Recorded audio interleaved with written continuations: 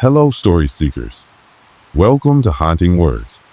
If you found this video, you're probably looking for something to help you drift off to sleep. And I'm here to deliver.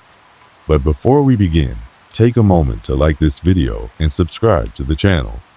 Now, get comfy, turn off the lights, and let your mind wander as I take you through tonight's story. This story begins on a crisp autumn morning. The kind of morning where the air carries a faint bite, reminding you that summer is long gone, and the golden hues of the season are here to stay.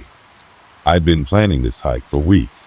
Just me, the woods, and a weekend of solitude.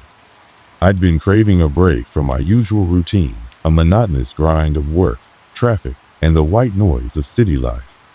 I'm not new to hiking. It's been a sort of therapy for me.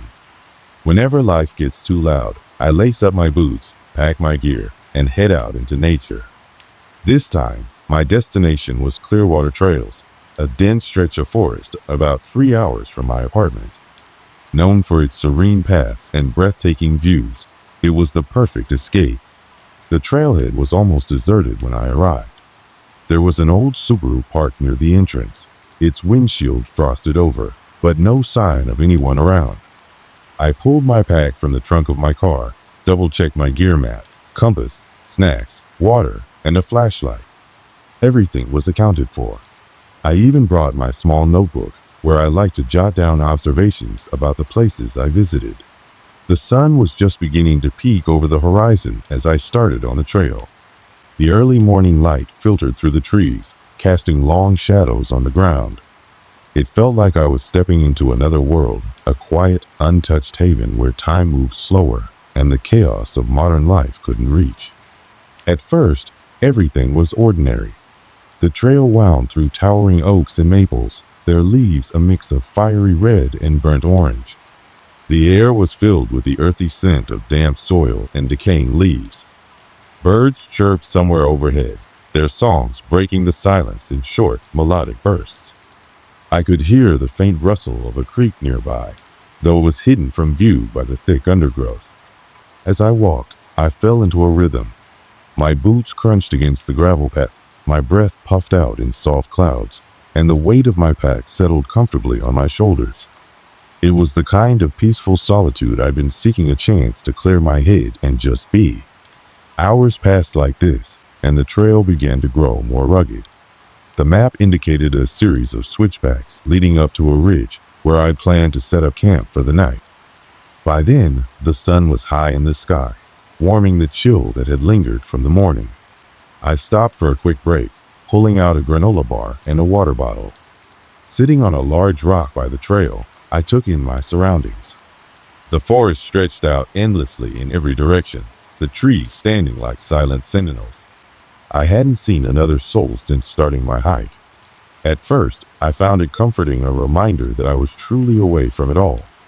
But as I sat there, munching on my snack, the stillness began to feel a little heavier. Shaking off the odd feeling, I packed up and pressed on. The trail grew steeper, the incline testing my endurance, but I welcomed the challenge. Reaching the ridge would make it all worthwhile. The views from the top were said to be spectacular, especially at sunset. As the afternoon wore on, clouds began to gather. The vibrant colors of the forest dimmed slightly, and a cool breeze swept through the trees. I zipped up my jacket and kept moving, determined to reach the ridge before the weather turned. Finally, after what felt like hours, the trail leveled out. I emerged onto the ridge, where the trees opened up to reveal a panoramic view of the valley below. It was breathtaking, rolling hills blanketed in a patchwork of autumn colors, with a river snaking through the landscape like a ribbon of silver. I set up my small tent at a flat spot just off the trail. With the sun dipping toward the horizon, I quickly gathered some dry branches for a fire. The flames crackled to life, their warm glow warding off the creeping chill of the evening. I sat by the fire, enjoying the simple pleasure of the moment. It was just me, the forest, and the fading light of the day. For the first time in weeks, I felt a sense of peace. But as the shadows grew longer and the forest around me darkened, that heavy stillness from earlier returned. I brushed it off, chalking it up to fatigue. After all, I'd been hiking for hours, and my muscles ached from the climb. Tomorrow would bring another day of adventure, and for now, I was content to rest. Or so I thought. That night, as the fire dwindled to glowing embers and the stars blanketed the sky, I crawled into my tent, zipped up my sleeping bag, and lay there in the stillness. The forest was quieter than I expected. Apart from the occasional rustling of leaves in the breeze, it felt unnaturally silent. Normally, I would have expected the chorus of crickets or the distant hoot of an owl. But tonight, the woods felt like they were holding their breath.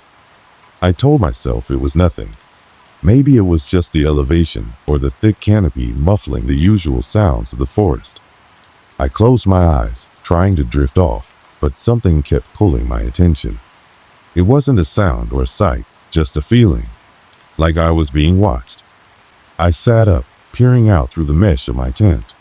The dying fire cast faint shadows across the clearing, flickering weakly as the last bits of wood turned to ash. Beyond its reach, the forest stood impenetrable, a wall of darkness that seemed to press closer the longer I looked. "You're just tired," I muttered to myself, shaking my head. After a moment, I lay back down, forcing myself to relax.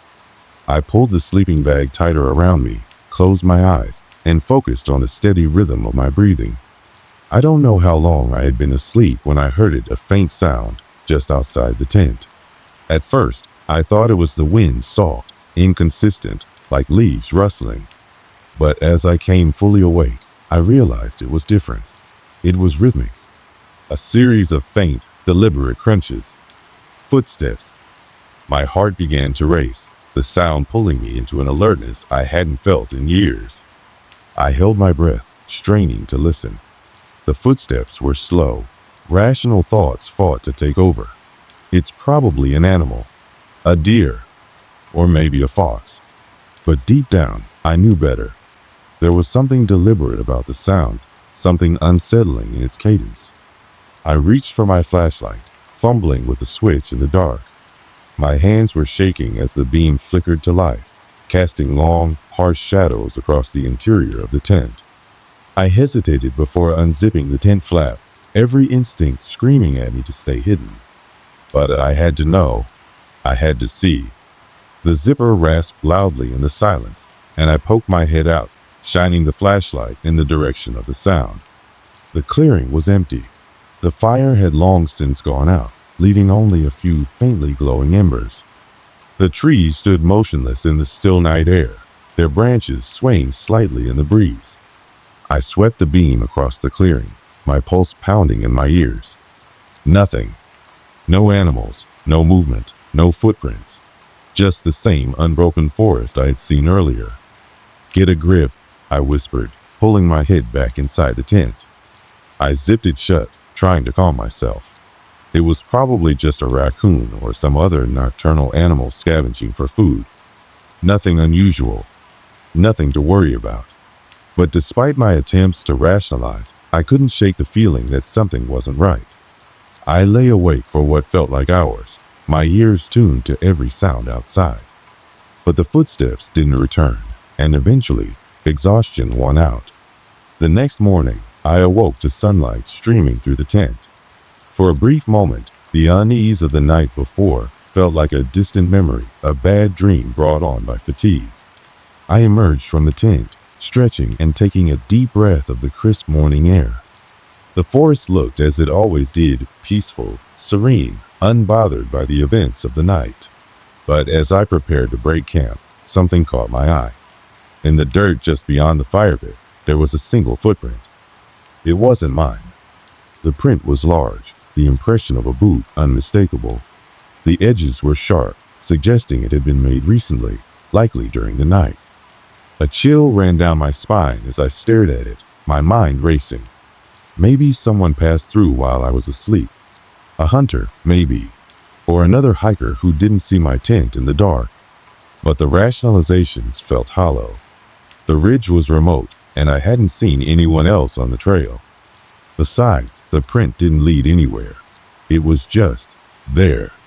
I scanned the ground for more prints, but the dirt and fallen leaves revealed nothing else.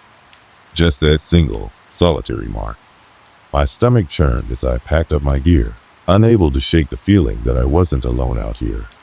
Still, I told myself it was nothing. I wasn't about to cut my trip short over a footprint. I set off down the trail, determined to stick to my plan. But as the day wore on, that sense of unease only grew. The forest felt different somehow, the stillness from the night before lingering like a heavy fog. Around midday, I stopped to rest at a small creek, refilling my water bottle and splashing my face. The cold water was refreshing, grounding me in the present. I sat on a fallen log, eating a quick lunch and trying to shake off the paranoia. But then I noticed something that made my blood run cold. Across the creek, on the opposite bank, was another footprint. It was identical to the one I'd seen that morning, large, deliberate, and solitary. My appetite vanished as I stared at it, my mind racing. This was no coincidence. Someone or something was out here with me. I stood, scanning the forest around me. The trees stretched endlessly in every direction, their shadows long and shifting. There was no movement, no sound, just the quiet gurgle of the creek and the pounding of my heart in my ears. For the first time, I felt truly alone. The footprint on the opposite bank of the creek stayed with me long after I'd left it behind. I couldn't get the image out of my head, the sharp lines of the tread, the deliberate placement. It was as though whoever left it wanted me to see it.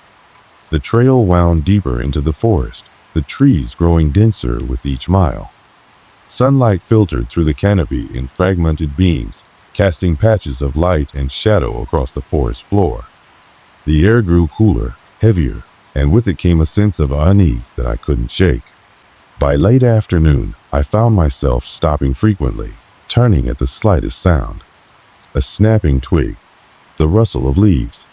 The sensation of being watched had intensified, no longer a fleeting discomfort, but a persistent pressure. I told myself it was just my nerves, but that explanation felt weaker with each passing hour. As I approached a narrow section of the trail, bordered by a steep drop on one side and a thick wall of trees on the other, I heard it again, those deliberate, rhythmic footsteps. I froze mid-stride, holding my breath. The sound was faint, just on the edge of perception, but it was there. Step, pause, step. It was coming from behind me. Slowly, I turned, scanning the trail. It stretched back into the forest, empty except for the trees.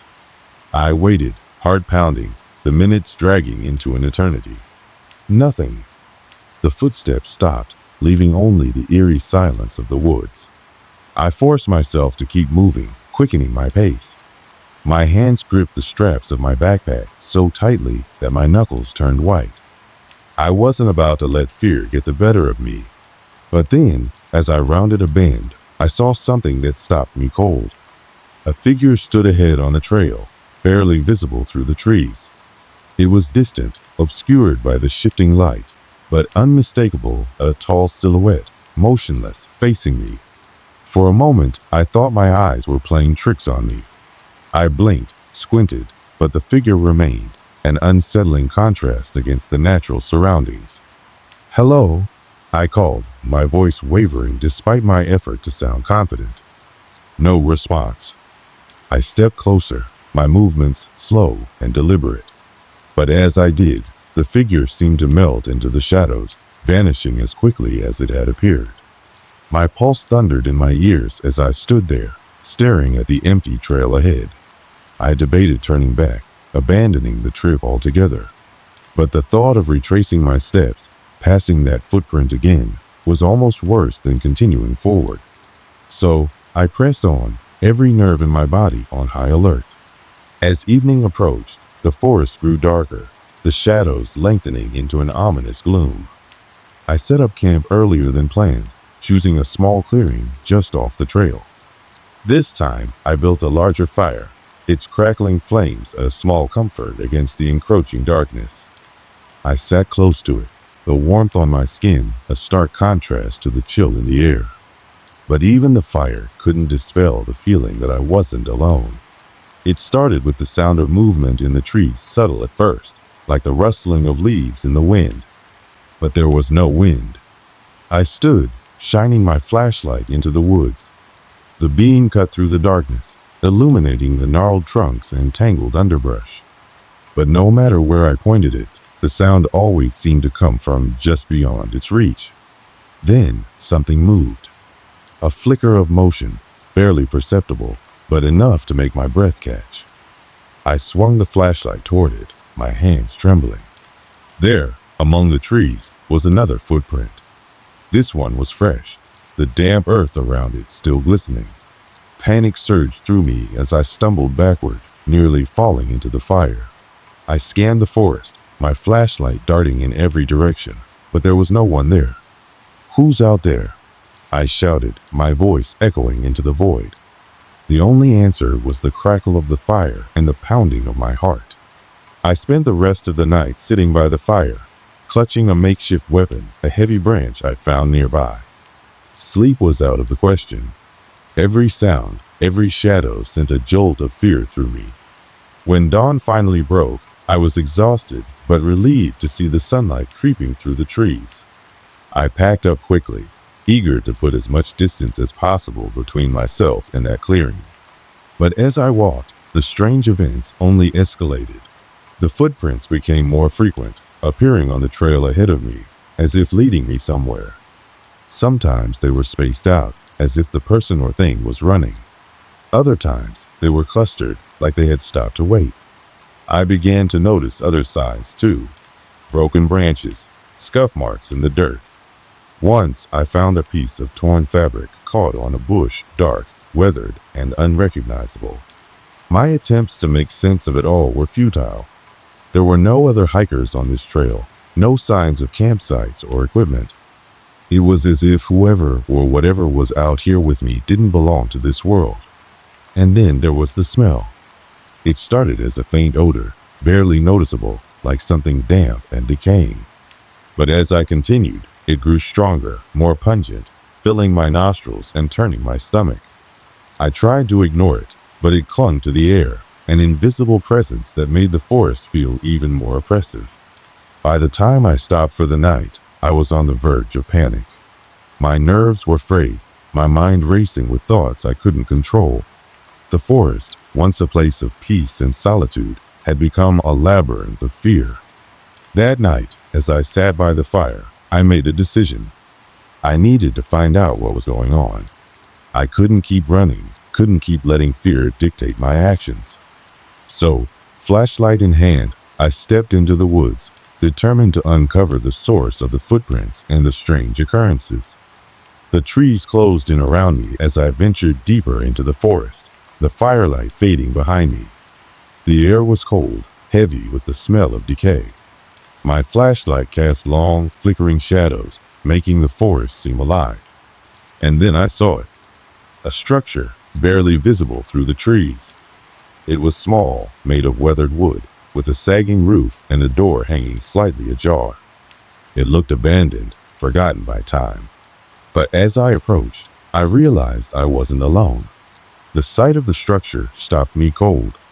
It stood in stark contrast to the natural beauty of the forest, a small, rotting cabin leaning precariously among the trees. The wood was weathered, dark with age and neglect. Moss and vines crept up the walls, as if nature itself was trying to reclaim it. I approached cautiously, every instinct screaming at me to turn back. The air felt heavier here, the smell of decay almost unbearable. My flashlight cast long, wavering beams of light that seemed to make the shadows dance around the cabin, adding to my unease. The door hung open slightly, creaking softly as it swayed in a breeze I couldn't feel. For a long moment, I just stood there, staring, my heart pounding in my chest. It didn't make sense. Who would build something like this out here, so far from any trail or road? And why did it feel like I was being drawn to it, as if the cabin itself were alive, waiting for me to step inside? I tightened my grip on the flashlight and the heavy branch I'd been carrying as a weapon. I wasn't sure if I was ready for what I might find, but I knew I couldn't just walk away. Not after everything I'd experienced. Taking a deep breath, I stepped onto the creaking wooden porch. The boards groaned under my weight, the sound echoing unnaturally in the stillness. I pushed the door open wider, the hinges screaming in protest. The interior was pitch black, my flashlight struggling to pierce the darkness. "Hello?" I called, my voice trembling. No answer. The cabin smelled even worse inside, the air thick and cloying. I could barely breathe as I stepped over the threshold, my shoes crunching on debris scattered across the floor. Broken glass, leaves, and unidentifiable scraps littered the ground. The flashlight's beam landed on something on the wall, a series of scratches carved into the wood. They were chaotic, overlapping lines that formed no clear pattern, yet they exuded a sense of rage and desperation. My stomach churned as I moved deeper into the cabin. The walls were covered with more of the scratches, along with strange, faded symbols that I couldn't decipher. Then I saw it. In the corner of the room was a pile of objects, arranged with a disturbing sense of purpose. Bones small and large, some clearly animal, others I didn't want to think about, were stacked in a crude pyramid.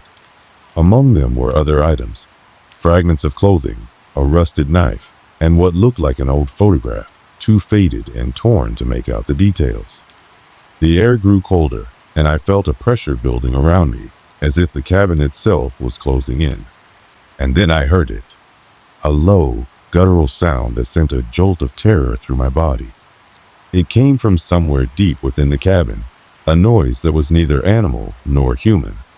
I froze, every muscle in my body tensed, as the sound grew louder, more distinct. It was coming from a doorway at the far end of the room, a doorway that led to the cabin's back room. My flashlight trembled in my hand as I aimed it toward the doorway. The beam barely penetrated the darkness, revealing only the edge of another room. "Who's there?" I forced out, my voice barely above a whisper. The response was immediate, a loud, crashing noise, as if something had slammed into the walls of the back room. My instincts screamed at me to run, but my legs felt rooted to the spot. I couldn't move, couldn't breathe, as the noise grew louder, more violent. And then, from the shadows of the back room, something began to emerge. At first, it was just a shape, indistinct and shifting, like smoke taking form. But as it moved closer, it became clear that this was no trick of the light. It was tall, unnaturally so, its limbs too long and its movements jerky, like a marionette controlled by an inexperienced puppeteer. Its skin, or what I thought was skin, was pale and mottled, stretched tightly over a frame that seemed almost skeletal. Its face was the worst part. There were no eyes, just deep, empty sockets that seemed to pull the light toward them. Its mouth was a gaping hole, filled with jagged teeth that looked like shards of broken glass. I stumbled backward, my flashlight slipping from my grasp and clattering to the floor. The beam wavered, casting erratic shadows that made the creature's movements even more nightmarish. It let out a sound, a low, guttural growl that seemed to vibrate through my entire body. And then it lunged. I barely had time to react, throwing myself to the side as the creature crashed into the spot where I had been standing. The impact sent debris flying, the sound deafening in the confined space. I scrambled to my feet, grabbing the branch I had dropped. My hands trembled as I swung it wildly, the makeshift weapon connecting with the creature's arm. It didn't even flinch. Instead, it turned toward me, its gaping mouth opening wider, emitting a sound that was somewhere between a scream and a roar. I backed away, my mind racing for a way out. The cabin was small, the walls pressing in on me, leaving no room to escape. And then I remembered the door. I bolted toward it, my heart pounding as the creature gave chase. Its movements were erratic but fast, its long limbs allowing it to close the distance far too quickly. Just as I reached the door, I felt something grab the back of my shirt, pulling me backward with incredible force. I hit the ground hard, the wind knocked out of me. The creature loomed over me, its empty sockets staring into mine, its jagged teeth mere inches from my face. In a final, desperate act, I reached for the flashlight, its beam still flickering weakly on the floor. I grabbed it and shone it directly into the creature's face. It recoiled, letting out an ear-piercing shriek that made my ears ring. I didn't waste a second. I scrambled to my feet and ran out of the cabin, not stopping until I was well into the forest. I could still hear its screams echoing behind me, fading as I put more distance between myself and that cursed place. By the time I stopped, I was gasping for breath, my body trembling with exhaustion and fear. I looked back, half expecting to see the creature emerging from the trees, but the forest was silent once more. Silent, but not safe. I didn't stop running until my legs gave out beneath me. My body hit the forest floor hard, but the adrenaline surging through me dulled the pain. My chest heaved, my throat raw from gasping for air. I craned my neck, peering into the dark forest, half expecting the creature to burst from the shadows at any moment. But the woods were still. The oppressive silence was back, and it felt heavier than ever, wrapping around me like a suffocating blanket. I pressed my hand against my chest, trying to calm my racing heart. My thoughts were a chaotic mess, replaying the events inside the cabin over and over.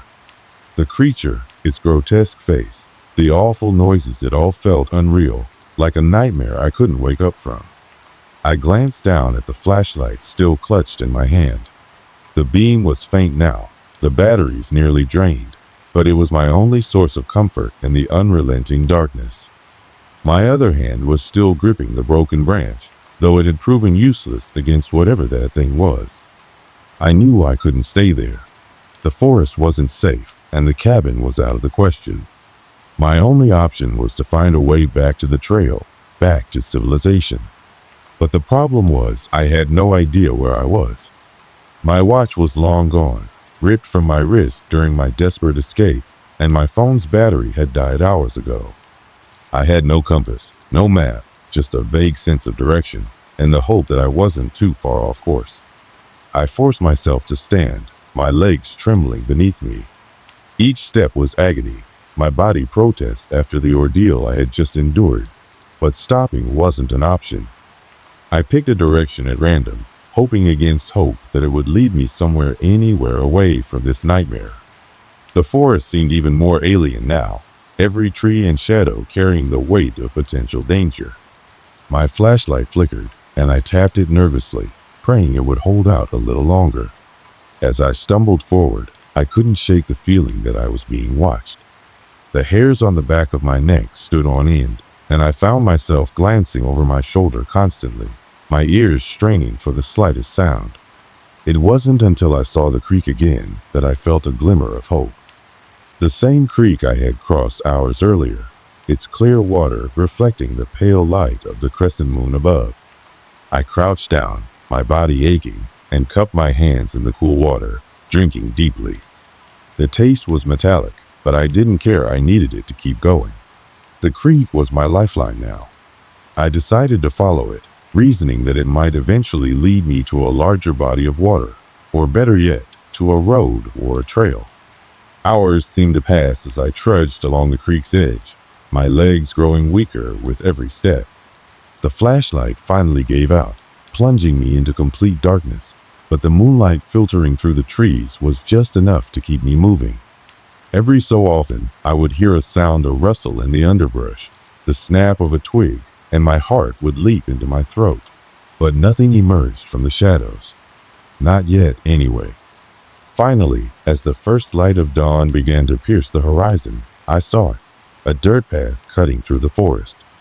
My legs nearly buckled with relief, and I stumbled onto the path, my eyes scanning for any sign of where it might lead. The path was narrow and uneven, but it was man-made, and that meant I was closer to safety than I had been all night. I followed it, my body running on fumes, until I came to a clearing.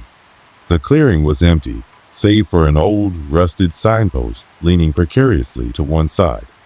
The words on it were faded, but I could just make out the name of a nearby town, a town I recognized from the map I had studied before my hike. I was close. The relief was overwhelming, tears streaming down my face as I collapsed to my knees. I wasn't out of the woods yet, but I was closer than I'd ever been. I forced myself to keep moving. the thought of safety giving me the strength to take step after step. Hours later, I finally emerged from the forest onto a narrow road. The sight of it brought me to my knees again, this time from sheer exhaustion. A car passed not long after, the driver slamming on the brakes when they saw me. They were a local, a kind older man who didn't ask too many questions, just offered me water and a ride to the nearest town. I didn't tell him what I had seen. I couldn't. How could I explain something so unreal? Even now, as I sit here, safe and warm, surrounded by the hum of normal life, I can't fully comprehend what happened in those woods. The cabin, the creature, the symbols on the walls, they haunt me. Every time I close my eyes, I see its face, hear its guttural growl, feel its cold, empty sockets staring into me. I don't know what it was, and I'm not sure I want to know. All I know is that I'll never set foot in those woods again. It's been weeks since that harrowing night in the forest, but the memories still cling to me like the lingering scent of smoke after a fire. I've tried to rationalize it all, to fit the events into some semblance of logic. Maybe it was an elaborate hallucination brought on by exhaustion, dehydration, or some hidden fear buried deep within my mind. Or maybe it wasn't. When I finally made it back to civilization, I didn't file a report with the park rangers. What would I have said? That I stumbled upon a cabin that shouldn't exist, inhabited by something that defied explanation? They'd write me off as delirious or worse, and I wasn't ready to deal with skepticism or pity. Instead, I chose silence. For days, I stayed locked in my apartment, jumping at every creak and shadow, unable to shake the feeling that I was still being watched. Even now, as I write this, I occasionally glance over my shoulder, half expecting to see those empty eyes staring back at me. I've thought about going back to the forest, not to hike, but to warn others, to tear down that cabin, or even to try to make sense of what I saw. But every time I entertain the idea, my chest tightens, and I feel that same suffocating dread I felt that night. There are questions that may never have answers, places that were never meant to be found. Maybe that cabin was one of them. I've tried to rebuild a sense of normalcy, returning to my job, my routine, and the life I had before. But things aren't the same. They can't be. The forest was my refuge, my sanctuary, there's that word again, and now it feels like it's been stolen from me. Friends have noticed the change. They ask why I don't hike anymore, why I've become so withdrawn. I tell them I'm taking a break, that work has been keeping me busy. It's easier than telling the truth, easier than watching their expressions shift from curiosity to disbelief. But here's the thing, I know what I saw. That creature, that cabin, they were real. I can still feel the chill of the air inside that place, hear the scrape of its claws against the wooden floor, and see the symbols carved into the walls. I don't need anyone else to believe me. Sometimes, late at night, I'll wake up in a cold sweat, certain I heard something outside my window. I'll lie there, paralyzed, listening to the hum of the city, waiting for a sound that never comes. Other times, I'll catch myself staring at the edge of the woods while driving past, my mind replaying that night in vivid detail. It's a strange mix of fear and longing, like I'm drawn to the very thing I want to avoid.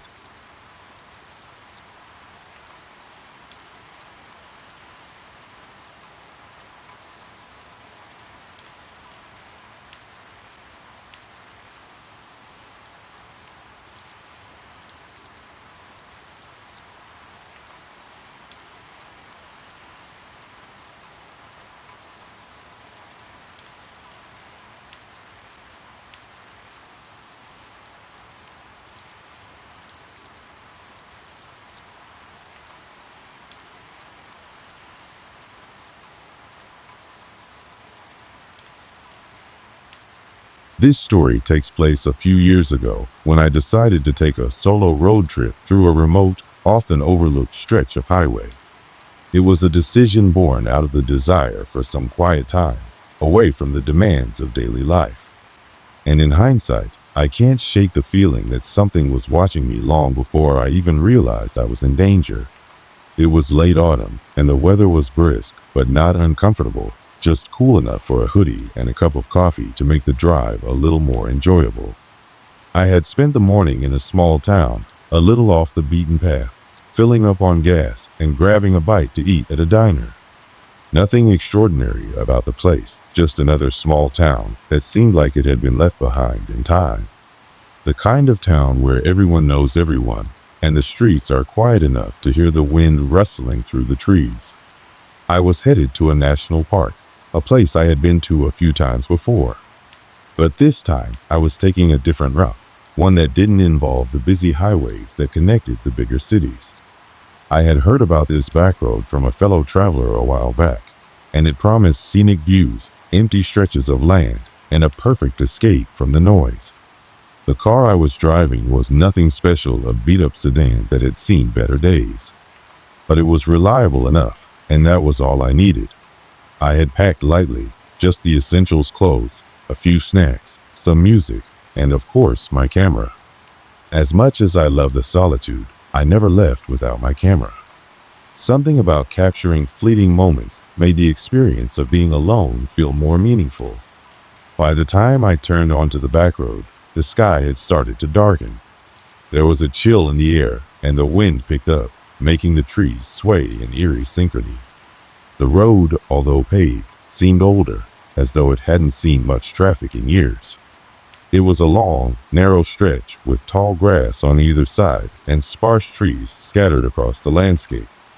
Every now and then, I'd pass an abandoned farmhouse or a rickety fence that had long been forgotten by anyone who cared. The isolation was almost comforting. For a while, everything was as expected. The car's engine hummed steadily, the radio played a mix of old country tunes, and the occasional bird flew across the road, startled by the sound of my tires on the asphalt. It was peaceful. But peace, as I was about to learn, doesn't always last. After driving for a couple of hours, the road seemed to stretch on forever. It wasn't until I turned a sharp bend that I noticed something out of place. There, on the side of the road, was an old, rusted car. Its doors were wide open, and it looked like it had been abandoned for years. The tires were flat, and the windows were cracked, but there was something unnerving about it. I slowed down instinctively, my curiosity getting the better of me. I wasn't planning on stopping, but I wanted a closer look. As I passed, I couldn't shake the feeling that the car had been there for much longer than it seemed. Something about it felt wrong. The air around it seemed to hold a kind of stillness, almost like time had stopped for that spot. But I quickly shook it off. It was just an old car, right? But even as I continued on, I couldn't help but glance back in the rearview mirror. The car was still there, but I thought I saw something moving around it, a shadow perhaps. My eyes played tricks on me, I reasoned. It had been a long day of driving, and the last thing I needed was to start imagining things. As the sun dipped below the horizon and the first stars began to twinkle in the sky, I realized how alone I truly was on this stretch of road. I didn't mind it at first, but now the quiet felt more oppressive. I tried to distract myself by fiddling with the radio, but the static only seemed to make things worse. I pushed forward, the headlights illuminating the road ahead, but the emptiness of it all made me uneasy. It was as though the world around me had disappeared. The dark sky stretched endlessly above, and the trees lining the road looked like twisted silhouettes against the dim light. It was a world on pause, and I felt like an intruder. Then, just as I began to settle into the rhythm of the drive again, something strange happened. The radio, which had been playing softly, cut out completely. I reached for the dial, thinking it had lost signal, but there was nothing, no static, no music. Just an eerie silence that seemed to fill the car. I glanced out the window, and that's when I saw a figure standing in the middle of the road ahead. It was a silhouette, just a shape against the dark backdrop of the night. My heart skipped a beat. I slammed on the brakes, my hands gripping the steering wheel tightly. The car lurched forward before I managed to stop it just in time. The figure didn't move. It just stood there, eerily still. For a moment, I thought I had imagined it. Maybe it was just a trick of the light or the shadows. But the figure remained. I couldn't make out any details, but the shape was unmistakable. It was tall, thin, and for reasons I couldn't explain, it sent a wave of cold dread through me. I stared at it for what felt like an eternity. Then, slowly, it started to move, but not in a way that made any sense. It didn't walk. It seemed to glide, almost like it was floating across the road. And just as quickly as it had appeared, it vanished into the darkness. My mind raced. Who was that? Was it a person? Or something else? I wasn't sure what I had just witnessed, but I knew I couldn't keep driving down this road alone. The sense of isolation was overwhelming, and every fiber of my being screamed at me to turn back. But I couldn't. The road behind me was just as empty, and the road ahead seemed to stretch on forever. There was nowhere to go but forward. And so, I continued driving, feeling the weight of the silence pressing down on me more heavily than ever before. The car seemed to be moving slower now, the engines hummed quieter, as though the world itself had become still. I told myself that it was just my imagination, that I had been driving for too long. But deep down, I knew something wasn't right. As I drove deeper into the night, the road stretched on, seemingly without end. It was only just beginning, and already I felt like I was running out of time. The miles seemed to stretch on endlessly, the road bending and twisting as I drove deeper into the wilderness. The further I went, the more I felt the weight of the silence closing in on me. The headlights of my car carved a narrow path through the darkness, but even they seemed to shrink in the vastness of the empty landscape. My grip on the steering wheel tightened, but I pushed the nagging feeling of unease aside. I was a solo traveler by choice, after all. This was what I had signed up for: the isolation, the stillness, the uninterrupted time to clear my mind. But the deeper I drove, the more I couldn't shake the sensation that I wasn't alone. The first sign, the one that would stick with me for the rest of the trip, was subtle. It came in the form of a shadow. I remember it so vividly. One moment the road was bathed in the warm glow of my headlights, and the next there was something different. It was like the darkness itself had shifted, but for the life of me, I couldn't understand what it was. I glanced in the rearview mirror, half expecting to see something behind me, but there was nothing, just the familiar empty road and the occasional blur of trees. I tried to shake it off, but my unease only seemed to grow. The chill in the air had deepened, and now it was no longer just a cool breeze. It felt like the kind of cold that cuts straight through to your bones. I rolled the windows up a little higher, hoping that it would help, but it didn't. The air felt thick, almost oppressive, and my breath came out in small, visible puffs. Then, another sign, this one more pronounced. I was nearing a section of road that I remembered as being particularly narrow, flanked by high, overgrown bushes. I was scanning the road ahead when I saw a flash of white in my peripheral vision. My heart skipped a beat. It wasn't just a passing shape. It was there, standing at the edge of the road, a figure white as a ghost. I slammed on the brakes, the tires screeching as I jerked the wheel to avoid hitting whatever had appeared out of nowhere. But as soon as I stopped, I looked to where I thought I had seen it, and the figure was gone. My pulse raced as I turned the wheel, looking for any sign of movement.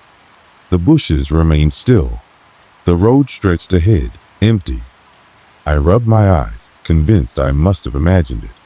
But the air felt heavier now, and the weight of the stillness around me pressed in like a physical thing. I took a deep breath, trying to calm myself. It had to be a trick of the light or the shadows, right? I pulled over to the side of the road, the tires grinding on the gravel. My hands were clammy, and the familiar buzz of adrenaline still lingered in my veins. I knew I should keep driving, but something urged me to get out of the car, to just look around and make sure everything was okay.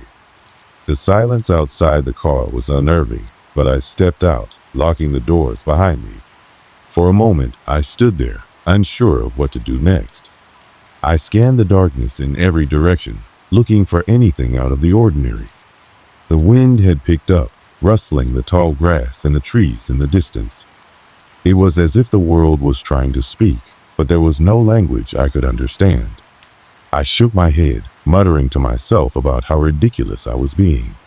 There was nothing here, no one here. I was alone, and this was just a random stretch of road, a lonely place where my mind could wander too far. I tried to convince myself that I was simply tired, maybe even a little jumpy after hours of being on the road. I took a few deep breaths, clearing my head. But just as I was about to get back into the car and continue on my way, I heard a sound that froze me in place. It wasn't loud, but it was distinct.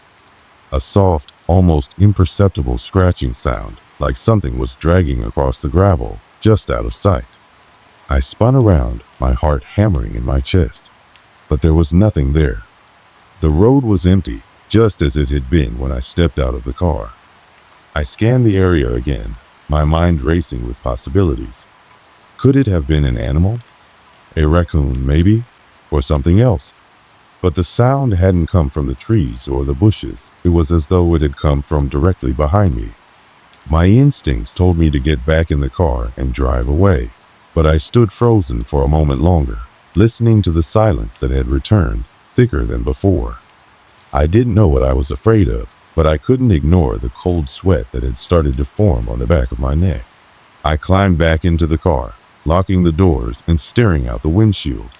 The headlights cast a harsh glow across the road ahead, and I forced myself to look straight ahead, focusing on the path in front of me. The air was still, and I couldn't shake the feeling that something or someone was watching me. But as the engine hummed to life again, I pushed the unsettling thoughts aside. I had to keep going. I was just tired. I drove for what felt like hours after that, trying to make sense of what had happened. Every creak of the car, every gust of wind outside, every rustle in the grass felt amplified. The feeling of being watched didn't go away. It only grew stronger until it became suffocating. But I didn't know what else to do but keep driving. And then, as if the universe itself was toying with me, the car began to sputter. At first, it was subtle, a slight dip in the engine's hum, like it was having trouble catching its rhythm. I thought nothing of it, but then it sputtered again, louder this time. I glanced at the dashboard. The fuel gauge was still fine, no reason for the engine to act up. I pulled over to the side of the road once more, my heart racing with anxiety. I turned off the engine and listened. The silence around me felt thick, almost tangible. No wind, no birds, no sounds of wildlife. Nothing. I popped the hood open, hoping it was just a minor issue, something I could handle on my own. But as I stepped out of the car again, the temperature seemed to drop. My breath misted in the air. I stood there for a moment, staring at the engine, trying to make sense of what I was looking at. And that's when I heard it again, the scratching sound. But this time, it was closer. I froze. The sound was unmistakable now, and it was coming from just behind me, just beyond the edge of the road. I slowly turned, my heart in my throat. And that's when I saw it, the unmistakable figure again, standing at the edge of the road.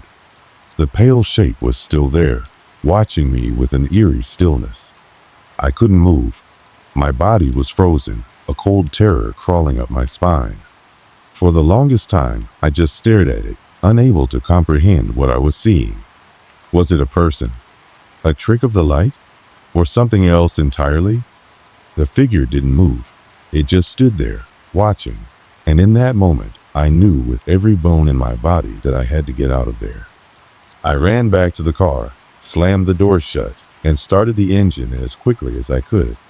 The car roared to life, and I slammed the gas pedal to the floor, tearing away from the spot as fast as I could.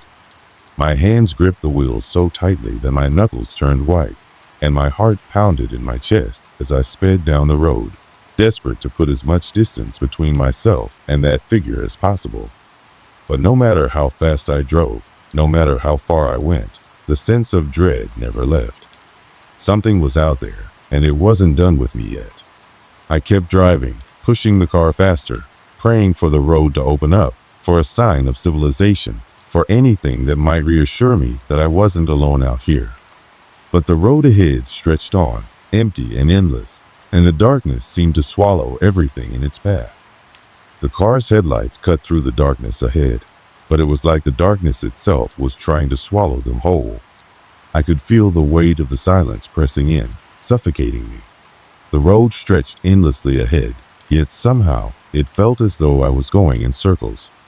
The strange occurrences from earlier, the figure in the distance, the scratching sound kept replaying in my mind like a broken record. I tried to rationalize it all. Maybe it was just exhaustion, maybe a trick of the light, the kind of thing your mind creates when you're isolated for too long. But deep down, I knew that wasn't the case. There was something else happening, something beyond my understanding. For the next few hours, I pushed myself to drive faster, to put more miles between me and whatever had been watching me. I couldn't explain it, but every mile felt like an eternity. The further I drove, the more intense the sensation of being pursued became. It wasn't just in my head. I could almost feel eyes on me, tracking my every move. The hair on the back of my neck stood on end, and every little noise, the rustle of the leaves, the creak of the car, sent a jolt of fear through my body. It wasn't until I reached a particularly desolate stretch of road that things began to take a more disturbing turn. There were no streetlights here, no signs of life, just the endless road ahead and the oppressive weight of the darkness. The wind had picked up again, howling through the trees and carrying with it a strange chill that seemed to seep into the bones. I slowed the car down, trying to steady my nerves. The road ahead appeared deserted, but something felt off. I couldn't quite place it, but the air felt heavier, more suffocating. The darkness beyond the headlights seemed to stretch farther than it should have. I glanced nervously at the rearview mirror. There was nothing behind me, just the endless stretch of empty road. But then I saw it, a faint glow, far off in the distance. It was impossible to tell what it was, maybe a light from a house or a distant vehicle, but it was growing steadily closer. I could feel my pulse quicken, my breath shallow. My mind raced, trying to make sense of what I was seeing. There had been no other cars on this road for miles. Could someone else be out here? Someone else who had been following me? I gripped the steering wheel harder and pressed the accelerator, wanting to reach whatever this was, hoping it would be some sort of sign of civilization, maybe a gas station, a house, anything that could offer reassurance. As I neared the light, it seemed to shift, moving along the road in a way that was impossible. The light flickered once, twice, and then, without warning, it was gone. I slammed on the brakes, the tires screeching as I tried to stop myself from speeding past the spot where the light had been. My heart pounded in my chest, and I scanned the area outside the car, searching for any sign of movement. But there was nothing. Just the endless stretch of road, now even darker than before. I took a deep breath, trying to calm myself, but the silence around me seemed to press in even harder. I turned on the interior light, briefly casting a dim glow across the dashboard, and tried to collect my thoughts. Was I imagining things? Could I have been seeing things that weren't there? But the feeling, the gut-wrenching feeling that something was very, very wrong, wouldn't go away. I tried to tell myself it was just fatigue, just my mind playing tricks on me, but I knew it wasn't. Something was out there. Something was watching me. As I prepared to start the car again, I noticed something in the distance, just on the edge of the trees. It was barely visible, but it was there. A shadow, barely a figure, standing at the side of the road. My breath caught in my throat, my heart pounding in my chest. It was too far away to make out any details, but the shape was unmistakable, tall, thin, and standing motionless in the dark. I froze. I couldn't breathe. I couldn't move. The world outside the car felt like it was closing in on me, suffocating me in the heavy, oppressive air. I snapped out of my paralysis, adrenaline flooding my system as I slammed the car into gear and floored the accelerator. The engine roared to life, and the car shot forward, the headlights illuminating the road in front of me. But as I sped past the spot where I had seen the shadow, I couldn't shake the feeling that it was still there, watching me. My eyes flicked to the rearview mirror, but there was nothing behind me. No one. I tried to tell myself it was just another illusion, just a trick of the mind, but deep down, I knew better. This wasn't over. For the next hour, I drove like a man possessed, my eyes darting constantly between the road ahead and the rearview mirror. The sense of being followed intensified with each passing mile. The unease in my chest grew heavier, the air colder, thicker. Every crack in the road, every bump, every sudden noise sent a surge of panic through me. And then it happened again. I heard it before I saw it, a soft thud against the side of the car. The sound was subtle at first, but it grew louder, more insistent, as if something or someone was tapping on the window. I swerved, nearly losing control of the car as I tried to look around and figure out where the sound was coming from. But there was nothing, just the dark road and the occasional flicker of headlights. I couldn't stop myself from looking out the side window. There was nothing there, no one standing outside, no sign of anything moving. I forced myself to keep driving, pushing the gas pedal down harder. The noise had stopped, but now the silence felt even heavier, more oppressive than before. It wasn't until I noticed the temperature drop that I realized something had changed. The air in the car, which had been stale and warm just moments ago, had turned ice cold. My breath fogged up in front of me, and I could see my hands shaking on the wheel. I glanced at the dashboard, the temperature gauge reading far below what it should have been for this time of year. It was as though the entire world outside had turned colder, somehow. But the chill didn't stop with the car's interior. I could feel it in my bones. That was when I heard it again, the scraping sound. It was faint at first, but it grew louder, more deliberate. And this time, it wasn't coming from outside the car. It was coming from inside. My heart raced. I slammed the brakes, the car screeching to a halt, and immediately turned off the engine. The world outside was dead silent, too quiet. I looked around frantically, my breath coming in short, panicked gasps. The scraping sound was gone, but now there was something else. A whisper, soft, almost imperceptible, coming from somewhere behind me. I whipped around in my seat, expecting to see someone sitting there, but the back seat was empty. Still, the whisper lingered, like an echo that wouldn't fade. It wasn't the wind. It wasn't my imagination. Something was in the car with me. Something was in here with me. I couldn't stay any longer. My hands shaking uncontrollably, I started the engine again, my foot slamming on the accelerator. But no matter how fast I drove, no matter how far I went, I couldn't escape the feeling that whatever was following me was right behind me, just out of sight, waiting for the perfect moment to make its move. And somewhere, deep within my gut, I knew this was only just the beginning. The road ahead was no longer a path to freedom. It was a path leading somewhere dark, somewhere far worse than I could imagine. But I had no choice but to keep driving. The car seemed to be moving on its own now. The road, endless and empty, stretched out in front of me, yet I couldn't shake the feeling that it was drawing me in. It felt like I was trapped, pulled by some unseen force that was relentlessly dragging me deeper into the dark heart of this forsaken place. I tried to focus on the road ahead, but every time I looked into the rearview mirror, I could see something that sent a wave of ice through my veins. A shadow.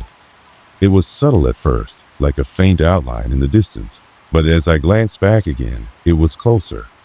Not much, but enough for me to notice. My breath quickened, my grip tightening on the wheel, the cold sweat pooling in my palms. I had to keep moving, had to get out of here. I knew that. But the road was relentless, like an unyielding stretch of endless asphalt that refused to let me leave. My hands shook as I wiped the fog off the side window, but the shadow in the mirror was still there. I slammed my foot down on the accelerator, urging the car to go faster. It roared to life, but the faster I drove, the more the shadows seemed to multiply, merging together in ways that didn't make sense.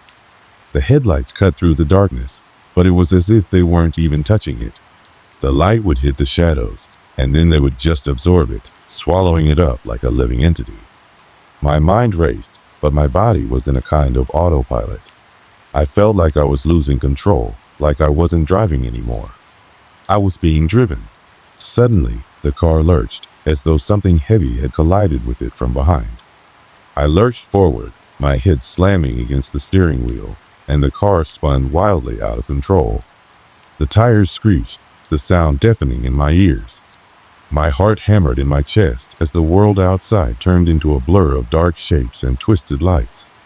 I fought to regain control of the wheel, but it was like the car was fighting back, veering off the road and into the ditch.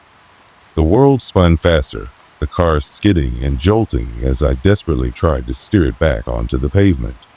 But just as quickly as it had started, the car came to a stop. My breath came out in ragged gasps as I sat frozen, my hands still clutching the wheel, my body trembling. The silence was deafening. My mind was spinning, struggling to process what had just happened. And then I saw it. In the distance, barely illuminated by the dim glow of the headlights, there was a figure. A person? No, it couldn't be. It was too tall, too thin, its form distorted, like it was made from the very darkness itself. The figure didn't move, didn't even seem to breathe. It stood still, as though it was waiting for me, watching me. I felt the blood drain from my face. My stomach dropped like a stone.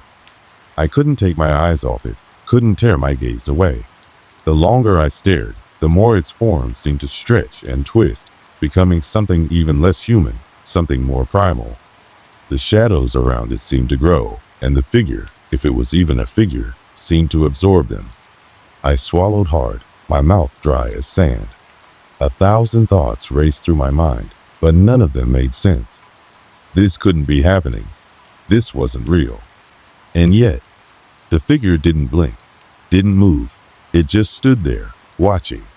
I slowly reached for the door handle, my fingers trembling so violently I almost missed it. But the second I touched the handle, the world shifted again. The shadows that had been so still began to move, slowly at first, like they were waking up. They shifted in the corner of my vision, becoming long tendrils that snaked toward the car. I snapped my head around, looking in every direction, but there was no escape. The darkness was closing in. The figure remained still, but now it seemed to be growing, swelling, expanding in size, like it was no longer contained by the physical shape of a body. My breath hitched in my throat as I realized the truth. The shadow wasn't just one thing, it was an entire entity, a presence. And it wasn't alone. I fumbled for the keys, my hands shaking violently as I tried to start the engine again. But the car wouldn't respond. The engine refused to turn over, as though it too was paralyzed by the oppressive force that was growing around me. My pulse raced, my skin cold and clammy as I pounded the steering wheel in frustration. The figure, now enormous, seemed to lean toward the car. I could feel its presence in the very air around me, thick and suffocating. My chest tightened, and for the first time, I felt a raw, primal fear that I couldn't shake. I wasn't just afraid for my life. I was afraid for my soul. I screamed, a raw, guttural sound that seemed to echo into the night, but there was no one around to hear it. The figure was close now, right outside the window, its grotesque shape pressing against the glass.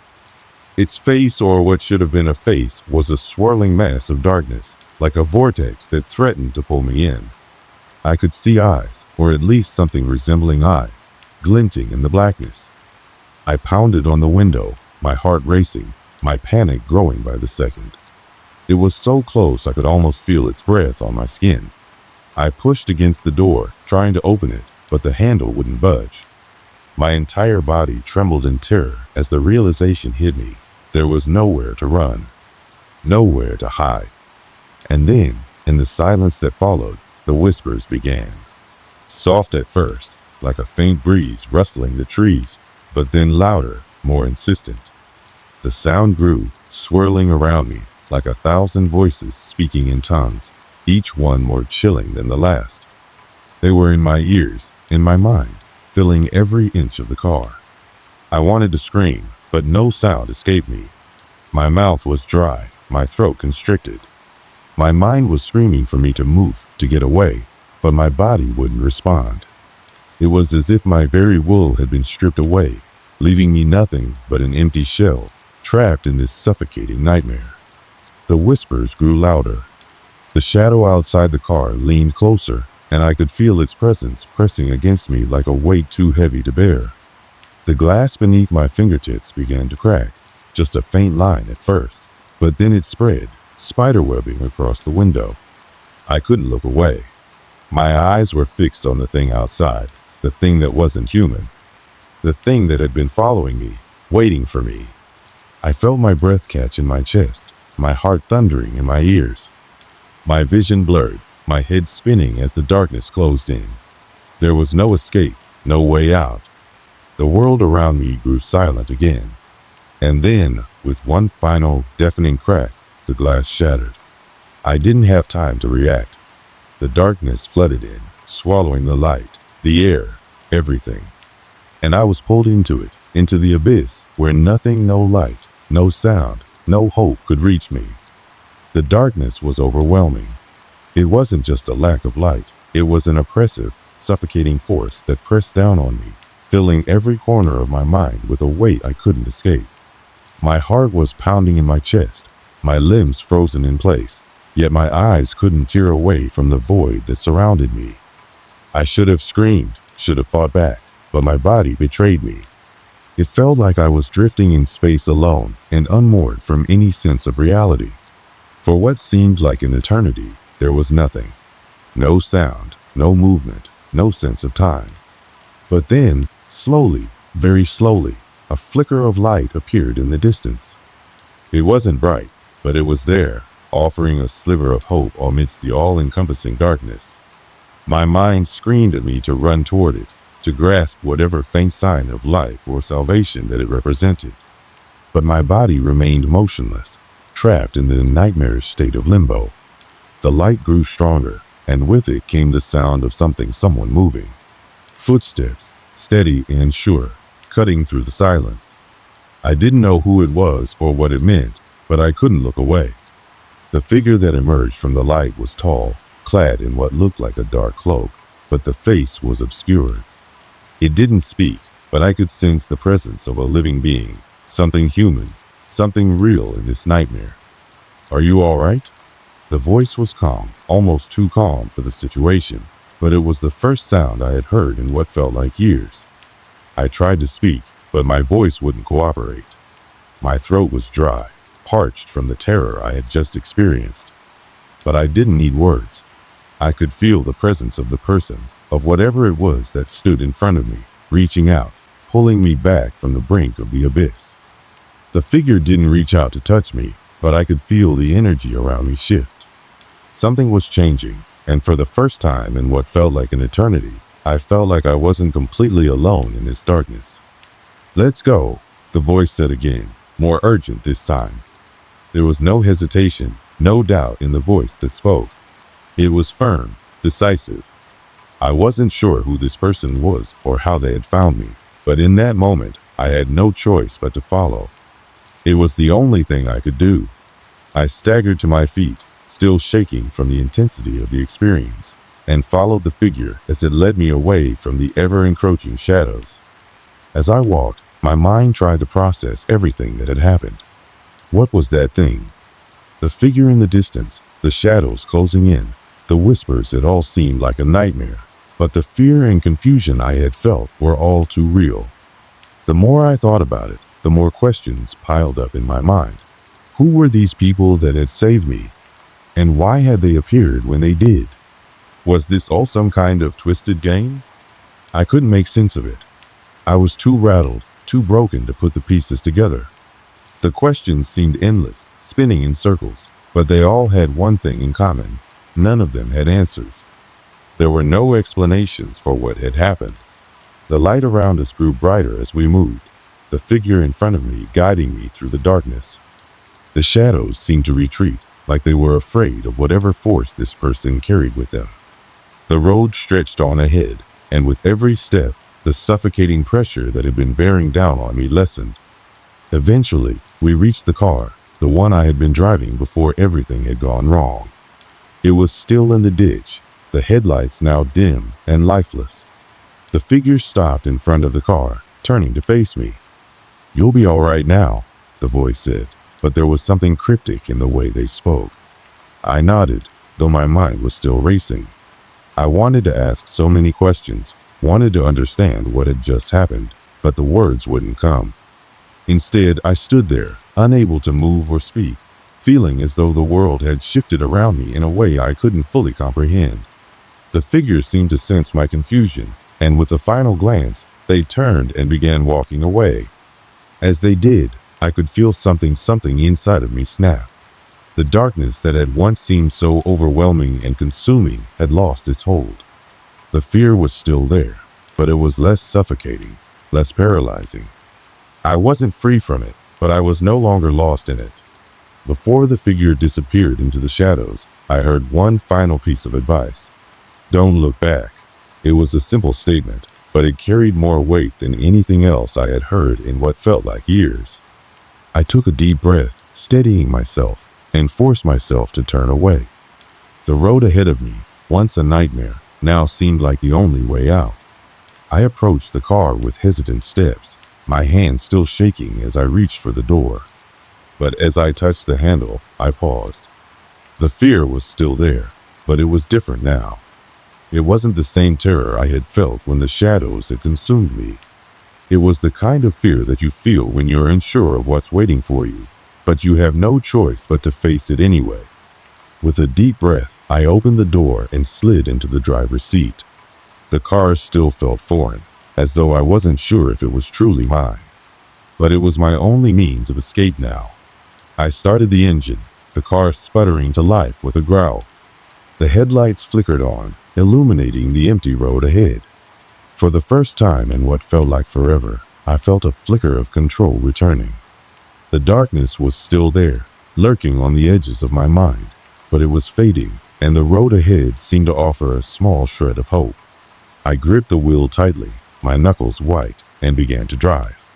The engine hummed steadily beneath me, the road stretching out endlessly ahead. It was quiet now, the silence pressing against me like a heavy weight. But I wasn't alone anymore. I had made it through the worst of it, or so I thought. As I drove down the road, something in the back of my mind nagged at me, a thought I couldn't shake. It was a feeling, a whisper in my thoughts that made me glance nervously in the rearview mirror. There was something in the distance, a shadow, a figure. It was hard to tell, but I couldn't ignore it. The voice echoed in my mind, the words the figure had spoken. Don't look back. I swallowed hard, gripping the wheel even tighter. The road ahead was still dark, but I wasn't sure if it was the shadows that had returned, or if it was just my mind playing tricks on me.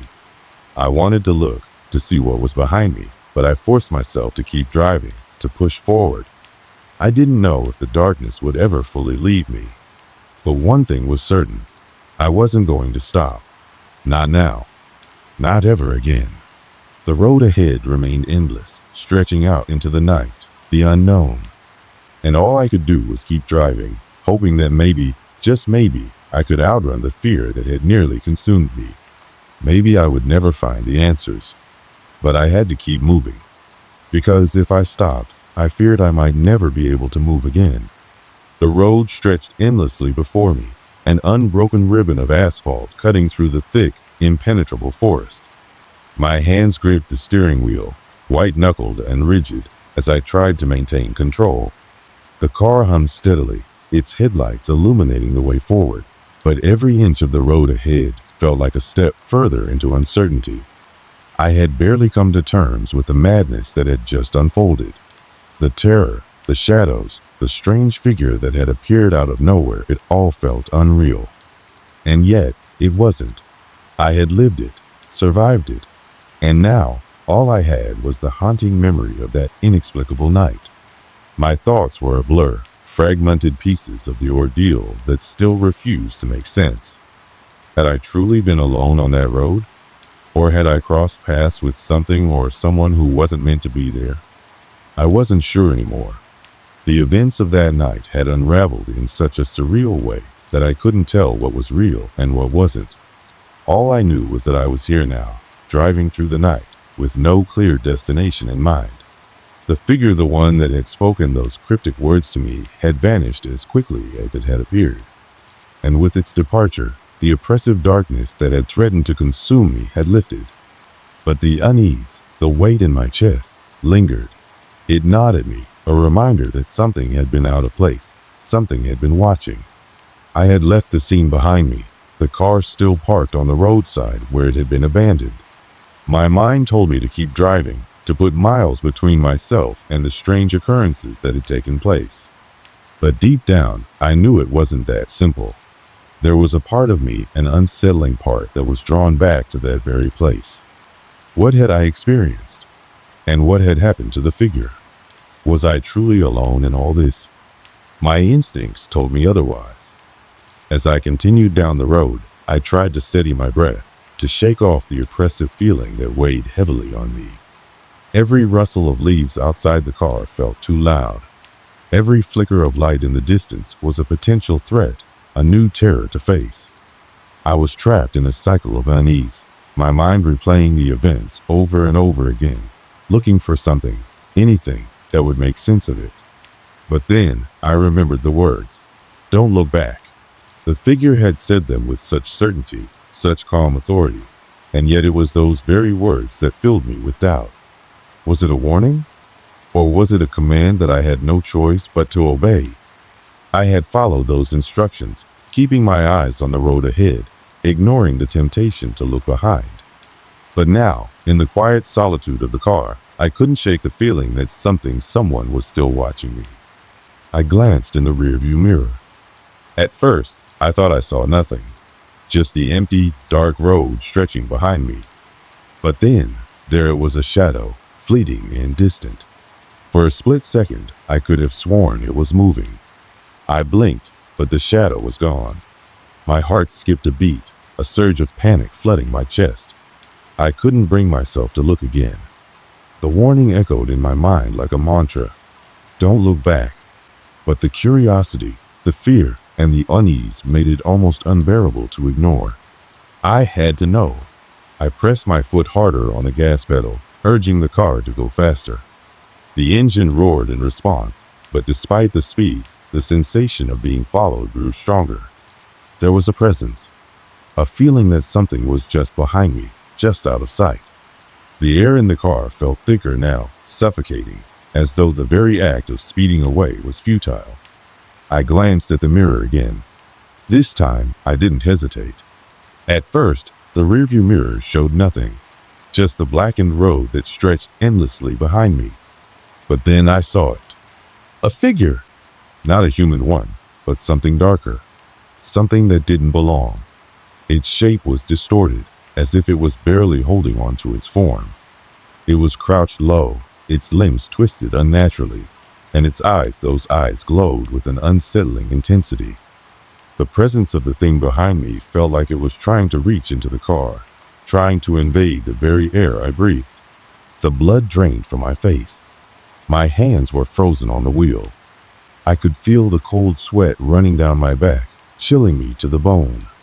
I couldn't breathe, couldn't think. All I could do was stare at the mirror, transfixed by the grotesque figure that seemed to be gaining on me. But just as quickly as it had appeared, it vanished. I slammed my foot on the brake, the car screeching to a halt in the middle of the road. My heart raced as I looked around, desperate to make sense of what I had just seen. There was nothing. No figure. No presence. Just the lonely road, bathed in the faint glow of the headlights. The realization hit me like a punch to the gut. This wasn't over. I had thought that by leaving the scene behind, by putting distance between myself and the terror that had gripped me, I would be safe. But I was wrong. The fear, the shadows, they were still with me. They had followed me, remained in my mind, and perhaps even in the very world I inhabited. The road ahead seemed endless, but I knew that as long as I drove, I would be running from something I couldn't outrun. The figure in the rearview mirror had been a warning, a reminder that no matter how far I went, the darkness would always find me. The truth was undeniable. The road I had traveled, the one I thought would lead me to safety, was nothing but a loop, a cycle that would continue, drawing me deeper into whatever nightmare I had inadvertently stepped into. And though I wished for an end, I knew there would be no escape.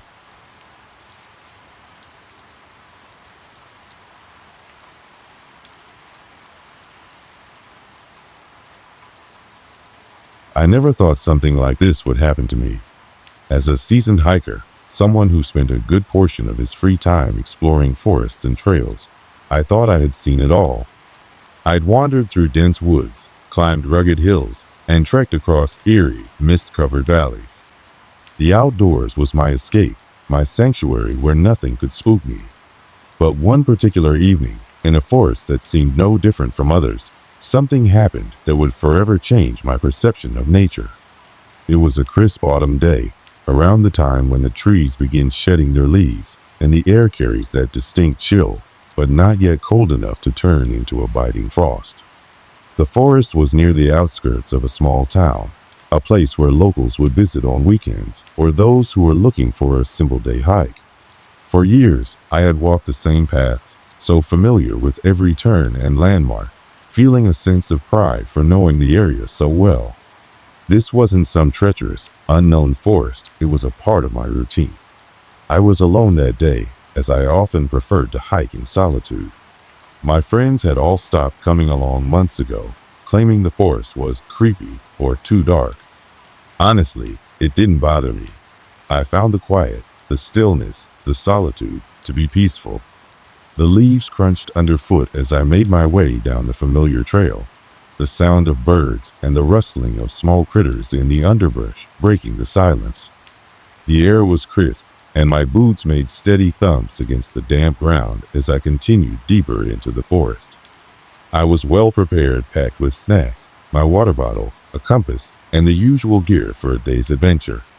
I had no specific destination in mind. I was simply enjoying the act of walking, the rhythmic motion, and the peacefulness of nature around me. The sun was beginning to dip lower in the sky, casting long shadows through the trees. The usual warmth of a late autumn afternoon was replaced by a cooler breeze that made me adjust my jacket. I checked the time around 5:30 p.m. I'd been walking for about 4 hours now. That's when things started to feel different. I'd walked this particular trail countless times, so I knew every twist and turn. But as I came around a bend, I noticed something odd. The trees seemed denser here, their branches reaching down closer to the ground, blocking much of the fading sunlight. But it wasn't just the trees. There was an unusual silence, a stillness that I hadn't encountered before. No birds, no wind, not even the usual rustling of leaves. Just an unsettling quiet. The hairs on the back of my neck stood up. I chalked it up to being tired. Maybe the quiet was just a sign that I was deeper in the forest now. So I pressed on, telling myself to shake off the odd feeling creeping up my spine. As I continued, I couldn't help but notice how the forest seemed to feel more enclosed, the trees almost appearing to lean toward me as if watching my every move. I walked for another 20 minutes, but the deeper I went, the stranger things seemed to feel. I was beginning to second-guess myself. This wasn't the trail I knew. The landmarks I had relied on, the large rock formation, the old fallen tree, I couldn't find them. I looked around, trying to recall where I was, but everything seemed off. I could feel my heartbeat quicken as I noticed the once familiar trail now looked unfamiliar. The darkness was creeping in faster, and the air had grown heavier. It was then that I heard the first strange sound, soft but unmistakable. A twig snapped behind me. I stopped in my tracks, my breath catching in my throat. Was someone else out here with me? I glanced over my shoulder, scanning the trees. Nothing, just shadows stretching across the forest floor. I shook my head, chastising myself for being paranoid. Maybe an animal, I thought. Just an animal. But then I heard it again.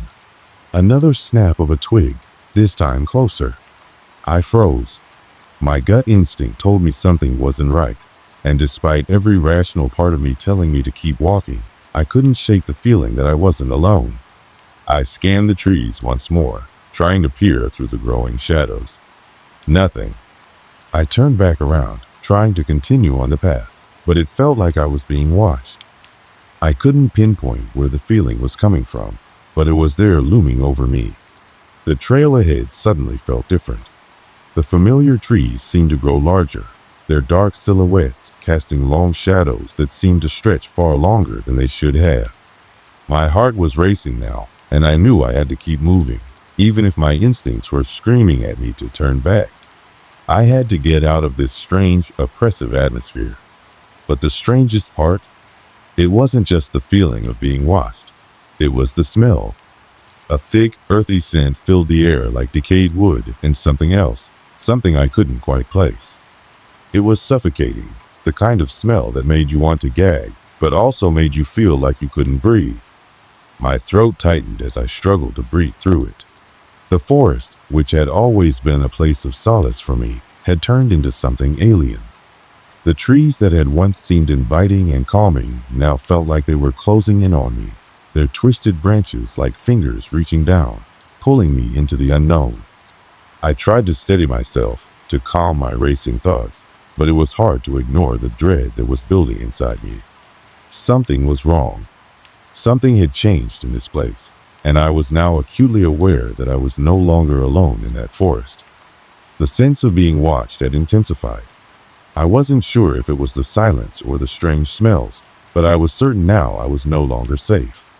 And that's when I heard the footsteps behind me. Not animal footsteps. Human. Footsteps that were not in sync with mine. Too slow, too deliberate. I stood frozen in place, heart hammering in my chest as the unmistakable sound of footsteps echoed behind me. They weren't fast, nor were they erratic, but they were deliberate, slow, as if someone was pacing me at a distance, taking their time, moving with purpose. My pulse quickened as I instinctively turned around, hoping to catch a glimpse of whoever or whatever was there. But, as with every other time I'd spun around in this forest, I saw nothing. The footsteps stopped as soon as I had turned. A rush of wind swept through the trees, shaking the branches, but there was no rustling of leaves beneath my feet. No sign of movement in the underbrush. I strained my ears, trying to hear anything at all that could explain the eerie sensation creeping over me. Nothing. My breath came out in short bursts as I tried to calm myself. It was ridiculous, I told myself. It had to be an animal, maybe a deer or a bear, or even some kind of bird walking across the forest floor. But that thought only brought me a fleeting sense of reassurance. The air was too thick, too still. Animals, especially larger ones, don't move like this. They make noise, they rustle the leaves, break twigs as they step. Yet, this was different. I started walking again, my pace quicker than it should have been, trying to outpace the sensation of being watched, trying to outrun the fear that was slowly creeping up my spine. The sound of my own footfalls felt loud against the stillness of the woods, each step carrying a weight I had never felt before. It wasn't the usual quiet of the forest, where the sound of leaves crunching beneath my boots blended with the natural sounds around me. This was a kind of quiet that was oppressive, like something was lurking just beyond the edge of my vision, waiting for me to make a mistake. The sun was almost completely hidden behind the trees now. The day was waning, and I hadn't realized how quickly time had passed. I needed to turn back. I needed to get out of here. But as I glanced around, trying to retrace my steps, I realized that everything seemed unfamiliar. The path had changed. The trees were closer together, the foliage thicker. It was almost as if the forest itself had shifted, closing in around me. I'd been on this trail hundreds of times, but now it felt like a maze, twisting and turning in a way that didn't make sense. I hesitated for a moment, considering my options. I could backtrack the way I had come, but it would mean retracing the same path, a path that was rapidly becoming increasingly unsettling. Or I could press on, hoping to find a clearing or a landmark that would help me orient myself. I chose the latter, convincing myself that it was just my nerves getting the best of me. The forest had always been a place of comfort, a refuge. There was no reason for it to suddenly turn against me. But then I heard it again. A distant sound, faint but distinct. It was a voice. At first, I thought it was someone calling out to me, maybe another hiker, someone who had been out here longer than I had. But the longer I listened, the more I realized it wasn't a voice I recognized. It was soft, almost musical, like a song carried on the wind, but it was too faint to make out the words. My first instinct was to call out, to yell back, but something held me back. It felt wrong. The voice, if that's what it was, had a strange, distant quality, like it was coming from far away, too far for me to reach. I stood still, waiting for another sign, my mind racing with possibilities. Was it someone else out here? Someone who had gotten lost like I had? I tried to convince myself that I wasn't alone, that this was just another hiker who had wandered off the main trail. But deep down, I knew that wasn't the case. The voice didn't sound right. It didn't belong here. It felt like it was echoing from somewhere deep within the forest, from a place I couldn't see or reach. My heart began to pound again, and a wave of unease washed over me. Every instinct told me to leave, to turn around and head back to where I'd started. But there was something in the back of my mind that pushed me forward, something that told me to keep moving, to figure out what was going on. I wasn't sure if it was curiosity or sheer stubbornness, but I took another step forward. The voice came again, this time clearer than before, but still distant. It sounded like it was saying something, but the words didn't make sense. The wind shifted, carrying the sound toward me, and for a brief moment, I thought I could make out a phrase. Something that sounded like, "Come closer." I shook my head, dismissing it. No one had called out to me. The voice was a trick of the wind, or perhaps my own imagination. But then I heard it again. This time, the voice was unmistakable. It was no longer a distant murmur, but a clear command. "Come closer." I froze. This time, the words were undeniably real. They were unmistakable, and they were coming from a place nearby, too close to ignore. I turned sharply, trying to pinpoint the source of the voice. But as soon as I did, the forest fell completely silent. The breeze that had been rustling the leaves stopped. The birds ceased their chirping, and the ground beneath my feet seemed to harden, as if the very earth was holding its breath. It felt like the whole forest had stopped moving, waiting for something or someone. I swallowed hard, trying to steady my racing thoughts. My heart pounded in my chest, but I couldn't bring myself to move. The voice hadn't been in my head, it had been real. But who or what had spoken? I stepped back, slowly at first, unsure if I was overreacting or if there was something in the forest watching me, something that wasn't supposed to be there. But as I took another step back, the voice echoed in my ears again, louder this time and closer. "Come closer," it repeated, clear as day.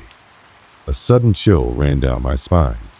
The hairs on the back of my neck stood up, and I felt an overwhelming urge to flee. But I stood frozen, as if my body was paralyzed by the presence that was closing in on me. The stillness around me felt unnatural, like time itself had slowed down. For a moment, I considered running, just turning around and sprinting back the way I had come. But I couldn't shake the feeling that doing so would only make things worse. The forest around me, once familiar and comforting, now felt like a trap. The air was thick with tension, the very trees seeming to close in, as if they were keeping me here. And then, in the midst of that oppressive silence, I heard the footsteps again, closer this time. Not behind me, but from in front of me. Someone, or something, was walking toward me. Without thinking, I turned and bolted. My breath came in quick, panicked gasps as I ran, stumbling over rocks and roots, my mind unable to process what was happening.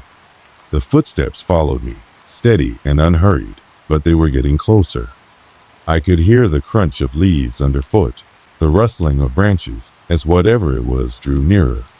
The voice was gone now, replaced by the rhythmic sound of those footsteps, but it was enough. I was no longer alone in the forest. Something was out there with me, and it was closing in. I could hear the footsteps again, closer this time, as if whatever was following me had picked up its pace. My breath came in ragged gasps, my body pushing past exhaustion as I sprinted through the thick forest.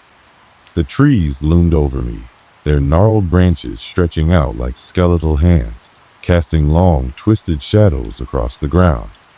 The daylight was quickly fading, and the air had a strange, heavy quality to it, making each breath feel like I was inhaling something thick and unnatural. I didn't dare look back. My mind was consumed by this singular thought: escape. I had no idea how long I had been running, how far I had gone, but the sound of those footsteps remained. They were there, always behind me, never faltering, never retreating. I didn't know what it was, but I knew one thing: I couldn't outrun it. I stumbled over a root, my foot catching and sending me sprawling into the underbrush. My hand scraped against the rough ground as I caught myself, pushing up quickly to avoid falling further behind. But the moment I was back on my feet, I froze. The footsteps had stopped. The forest was eerily quiet again, and for a brief moment, I allowed myself to hope that I had finally outrun whatever was after me. But then I heard something else. A low, almost imperceptible hum, like the distant buzz of a swarm of bees, or a faint electrical hum that seemed to vibrate in the air around me.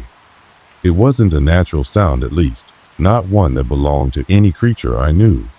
The sound felt foreign, as though it were coming from something unnatural. I strained my ears, trying to pinpoint the source, but the buzzing sound seemed to come from every direction, all at once. It was as though the forest itself was alive, pulsating with some unseen energy. I turned my head in every direction, trying to make sense of it, but there was no movement. The trees remained still, their branches swaying lightly in the breeze, and the ground beneath my feet felt firm, unyielding. The buzzing was growing louder now, vibrating through my chest, as if the air itself was charged with a strange energy. My heart raced, and I could feel the hairs on the back of my neck standing on end. Something was wrong. Something was very wrong. I took a cautious step forward, my body tensing, ready to run at a moment's notice. But as I moved deeper into the forest, the buzzing began to dissipate, replaced by an unsettling silence. The normal sounds of the forest birds, rustling leaves, the occasional snap of a twig underfoot, had all but vanished. The world around me seemed to hold its breath, waiting for something to happen. I wasn't sure how much longer I could keep going, but I had to keep moving. I had to find a way out. As I continued down the winding trail, I noticed something odd, something I hadn't seen before. The trees, which had once been spaced apart in a natural pattern, now seemed to crowd closer together, their trunks growing thicker, their roots sprawling across the forest floor like dark veins. The air felt oppressive, as if the trees themselves were closing in around me. The path, once clear and familiar, now felt twisted, labyrinthine. It was as though the forest was reshaping itself, growing denser, more suffocating with every step I took. I paused again, my mind racing. The voice from earlier, the one that had beckoned me, came to the forefront of my thoughts. The words "come closer" echoed in my mind, and I couldn't shake the feeling that the voice wasn't just a distant whisper. It was something that had been here all along, something that had been waiting for me to step into its domain. I shook my head, trying to clear the fog from my mind. It didn't make sense. I was just overthinking everything. But deep down, I couldn't ignore the gnawing feeling in my gut, the sense that something unseen was watching me, following me, guiding me deeper into the heart of the forest. I moved forward again, this time more cautiously, my senses heightened. Every sound, every movement was amplified, as if the forest itself was alive, attuned to my every step. The air felt colder now, a sharp bite in the wind that made my breath visible in front of me. My footsteps were muffled against the thick carpet of moss and fallen leaves, but I could still feel the weight of them, each step dragging me further into the unknown. As I rounded a bend in the path, I caught sight of something strange, a flicker of movement, something darting between the trees. I stopped dead in my tracks, heart racing. It was too quick for me to make out, but there was no mistaking it. Something was moving in the shadows. My mind screamed at me to run, to get out of there, but my feet were rooted to the ground, unwilling to move. I wasn't alone. The buzzing sound returned, louder now, surrounding me from every direction. The trees groaned and creaked as if they were shifting, their bark twisting and curling in unnatural ways. The forest was changing, becoming something else entirely. It felt as though it were no longer just a collection of trees and underbrush, but a living entity, an entity that was aware of my presence and was drawing me closer. I wanted to scream, to shout for help, but my voice caught in my throat, choked by the thick air. My legs felt heavy, my body sluggish, as if the very atmosphere was weighing me down. I couldn't breathe. I couldn't think. The only thing I could do was stand there, paralyzed, as the world around me seemed to close in. And then, out of the corner of my eye, I saw it. A figure. A shadow. It moved between the trees, a silhouette against the dimming light. It was tall, impossibly tall, and its form was too vague, too indistinct to make out any details. It moved with an eerie fluidity, gliding between the trunks of the trees without making a sound. My heart skipped a beat as I took a step back, my body recoiling in fear. The figure stopped, and for a moment, everything was still. The buzzing faded, the trees stopped groaning, and the forest fell into a silence that was suffocating, like the calm before a storm. I could feel its eyes on me if it had eyes, that is. It was as though it was studying me, observing me with a kind of malevolent curiosity. I didn't know what it wanted or why it was there, but I knew I couldn't stay. I had to move, had to get away from whatever this thing was. But my legs refused to obey. The fear that had settled deep in my bones was keeping me rooted to the spot. My breath came in shallow gasps, my chest tightening with each passing second. And then, just as suddenly as it had appeared, the figure was gone. One moment, it was there, standing between the trees, and the next, it had vanished without a trace. But the silence remained, thick, pressing in from all sides. I didn't know what to do anymore. Should I continue down the path? Should I turn back, retracing my steps? My mind was a whirl of conflicting thoughts, each one more panicked than the last. But before I could make a decision, something else caught my attention. A sound. Soft at first, but growing louder. The sound of footsteps. They were slow, methodical, and they were coming from all directions. The same footsteps I had heard earlier, but this time there were more. They were closing in, surrounding me. The air grew even colder, and I could feel the hairs on my neck standing on end. I was no longer alone. Something was out there, and it wasn't just following me, it was closing in. I stumbled backward, my heart pounding in my chest as the footsteps grew louder and more insistent. The air around me was suffocating, thick with the weight of an unseen presence that pressed down on me from all sides. The trees, once familiar, now seemed to close in around me like jagged teeth, their twisted limbs reaching out, as though they too were part of whatever force was drawing nearer. I could no longer tell which direction the footsteps were coming from. They were all around me, echoing off the trees, creating an impossible chorus of movement. It was as if the entire forest had become alive, an intricate web of noise and shadow that surrounded me, trapping me in its center. My body was frozen. Every muscle in my legs screamed for me to move, but I couldn't. The terror had taken hold of me completely, and in that moment, I knew that I wasn't going to make it out. This place, this forest, had claimed me. The sound stopped suddenly. The deafening footsteps ceased, leaving only the sound of my ragged breathing in the stillness. I could hear my heartbeat, thudding painfully in my ears. I strained my eyes, searching through the gloom, trying to make out any movement, any sign of what was out there with me. And then I saw it. It wasn't just one figure like before. There were more shapes, shifting between the trees, their outlines barely visible against the darkening sky. But they weren't like anything human. Their bodies were twisted, distorted, moving with unnatural jerks and spasms, as if they were made of something far more sinister than flesh. The air around them shimmered, rippling like a heat wave, and the buzzing sound returned, but this time it was deafening, reverberating through my skull. I tried to scream, but the words caught in my throat. My body refused to cooperate. I was paralyzed, rooted to the ground, unable to look away from the nightmarish shapes that seemed to stretch and warp with every passing second. The trees, the forest, everything around me began to blur, as if the boundaries of reality itself were bending, warping, breaking apart. One of the figures stepped forward, moving closer with a slow, deliberate pace. It was tall, too tall. Its limbs were elongated, unnaturally so, with joints that bent in directions they shouldn't have been able to. Its face, if it could even be called a face, was a hollow void, a dark, gaping hole where eyes and a mouth should have been.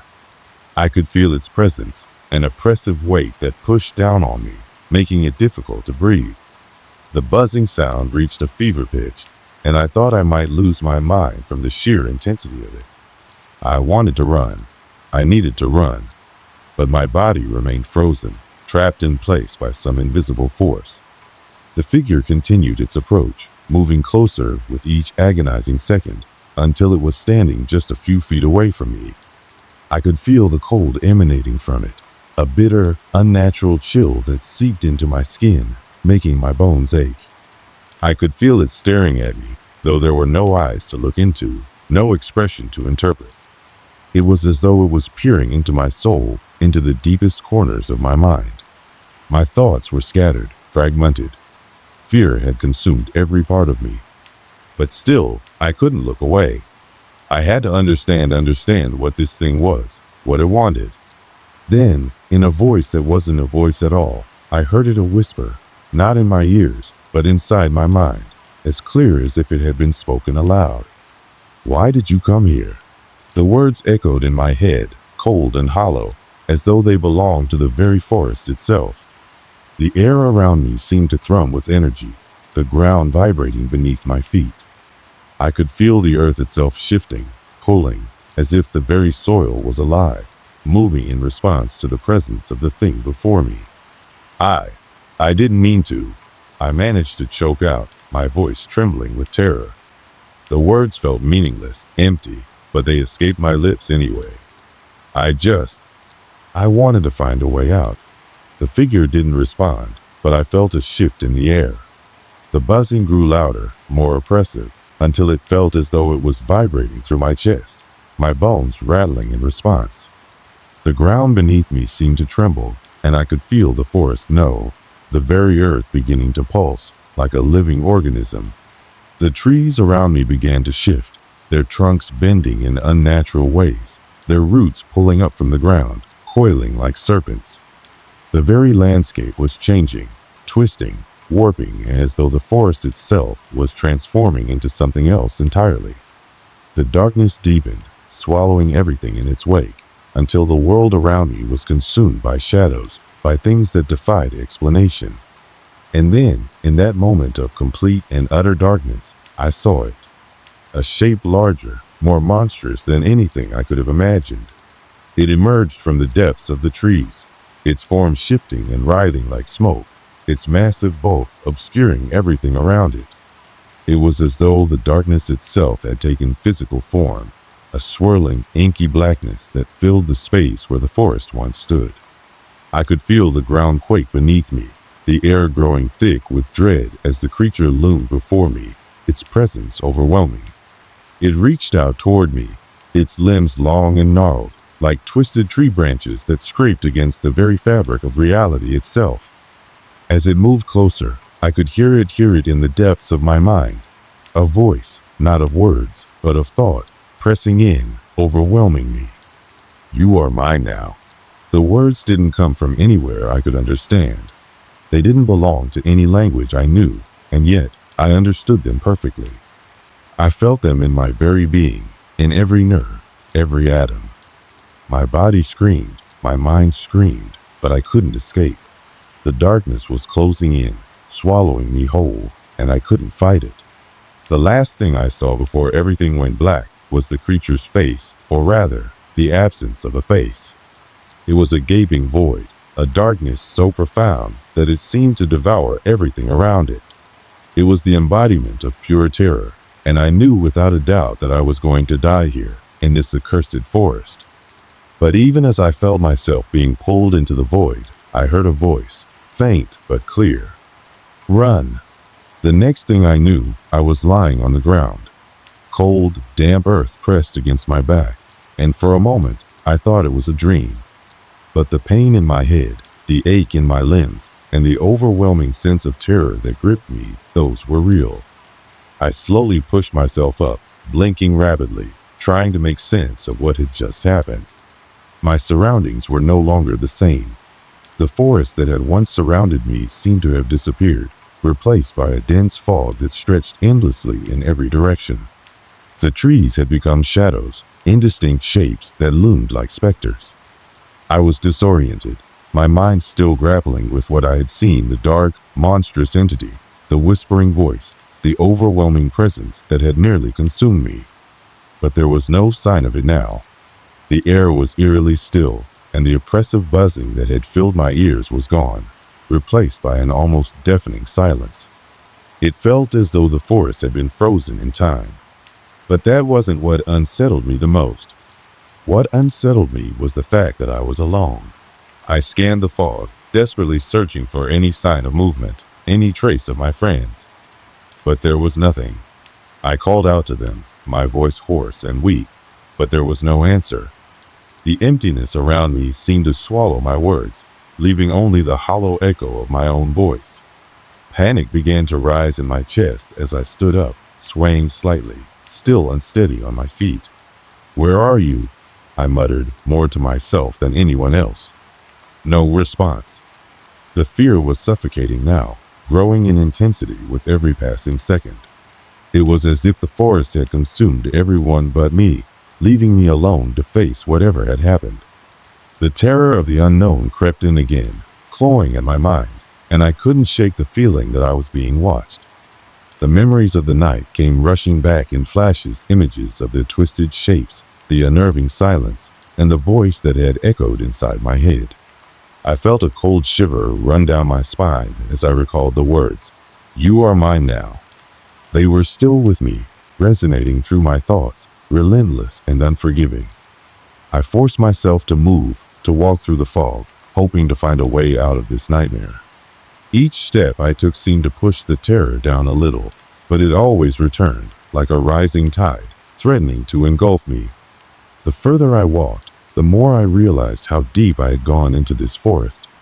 I had lost all sense of direction, and the faint glow of the moon above seemed to do little to guide me. It was as if the forest itself had no end, no boundaries. It stretched on forever. After what felt like hours, I finally saw something in outline through the fog.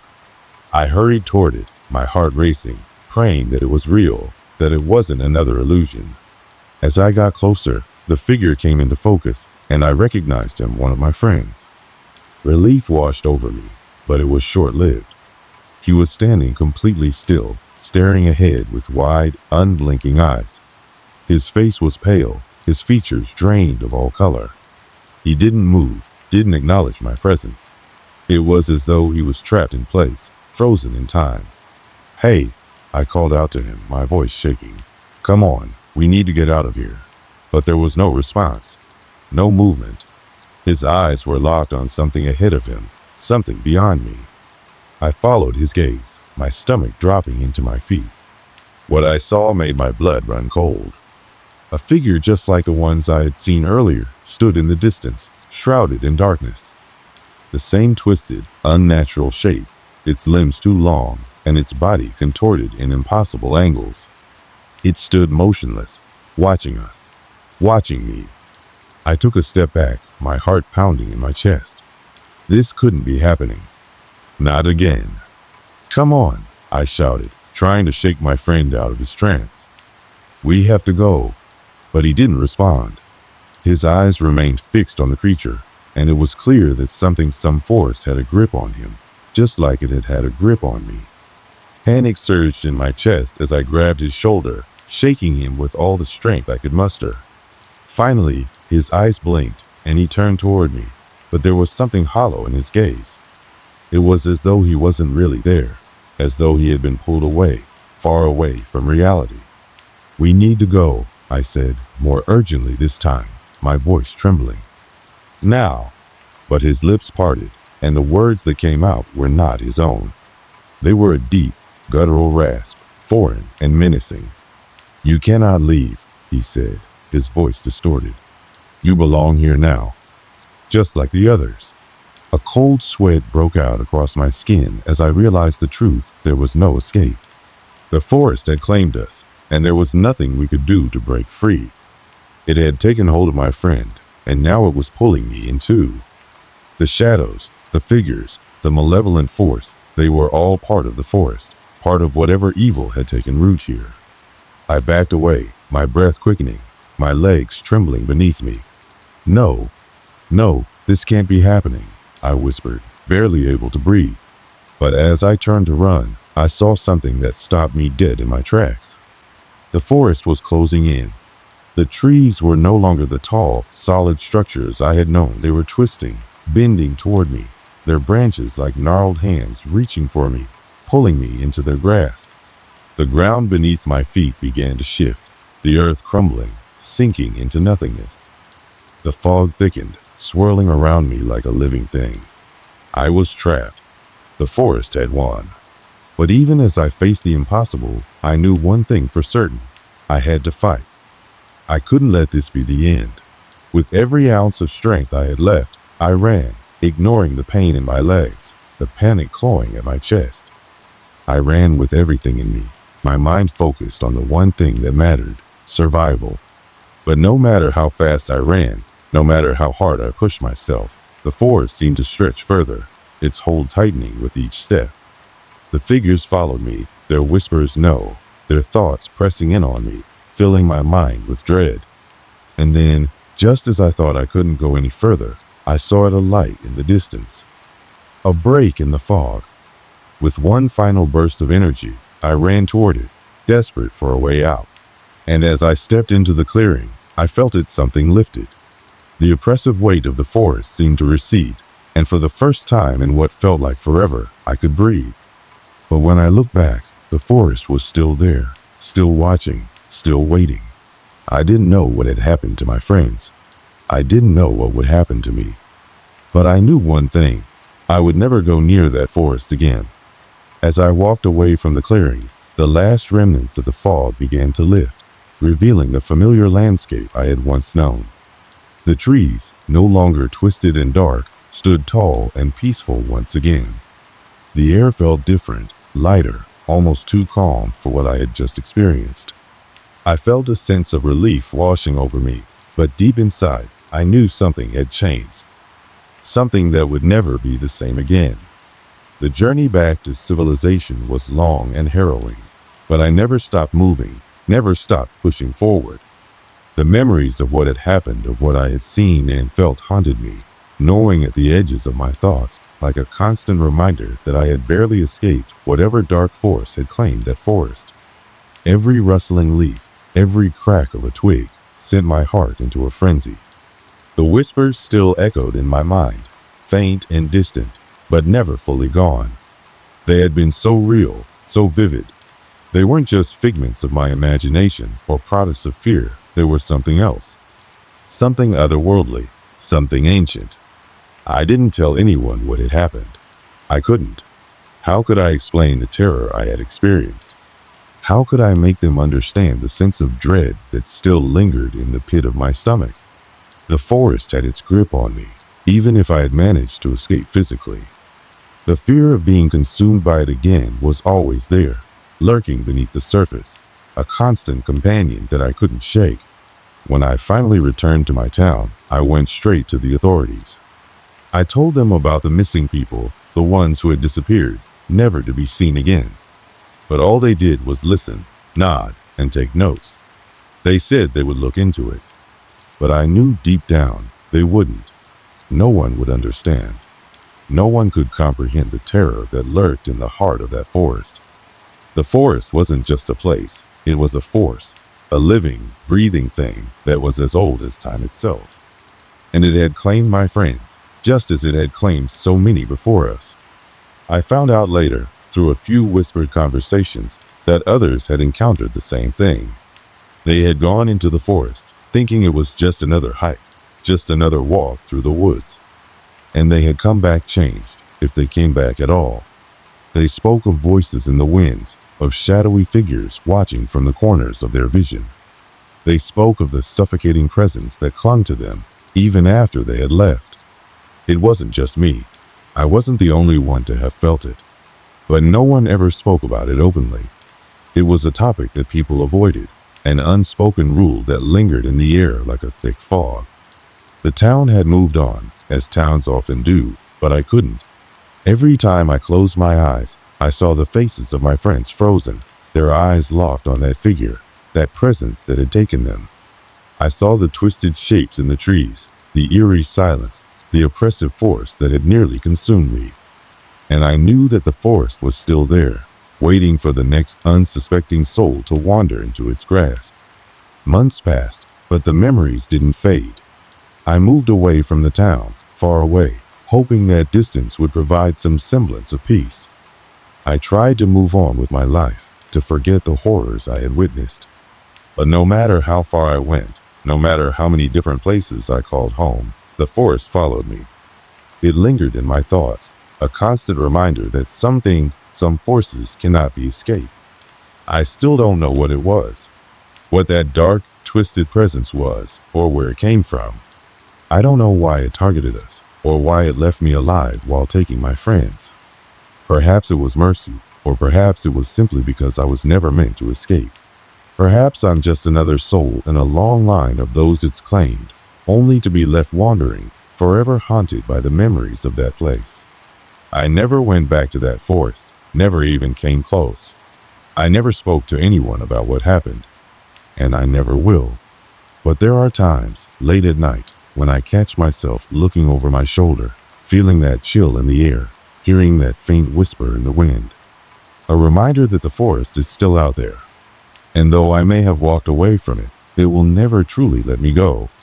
So if you ever find yourself near that place, that dark patch of wilderness where the trees stand tall and the fog never seems to lift, I beg you, don't go. Don't step foot in it. Because once you do, you may never return. And if you do come back, you may find that you're not really free.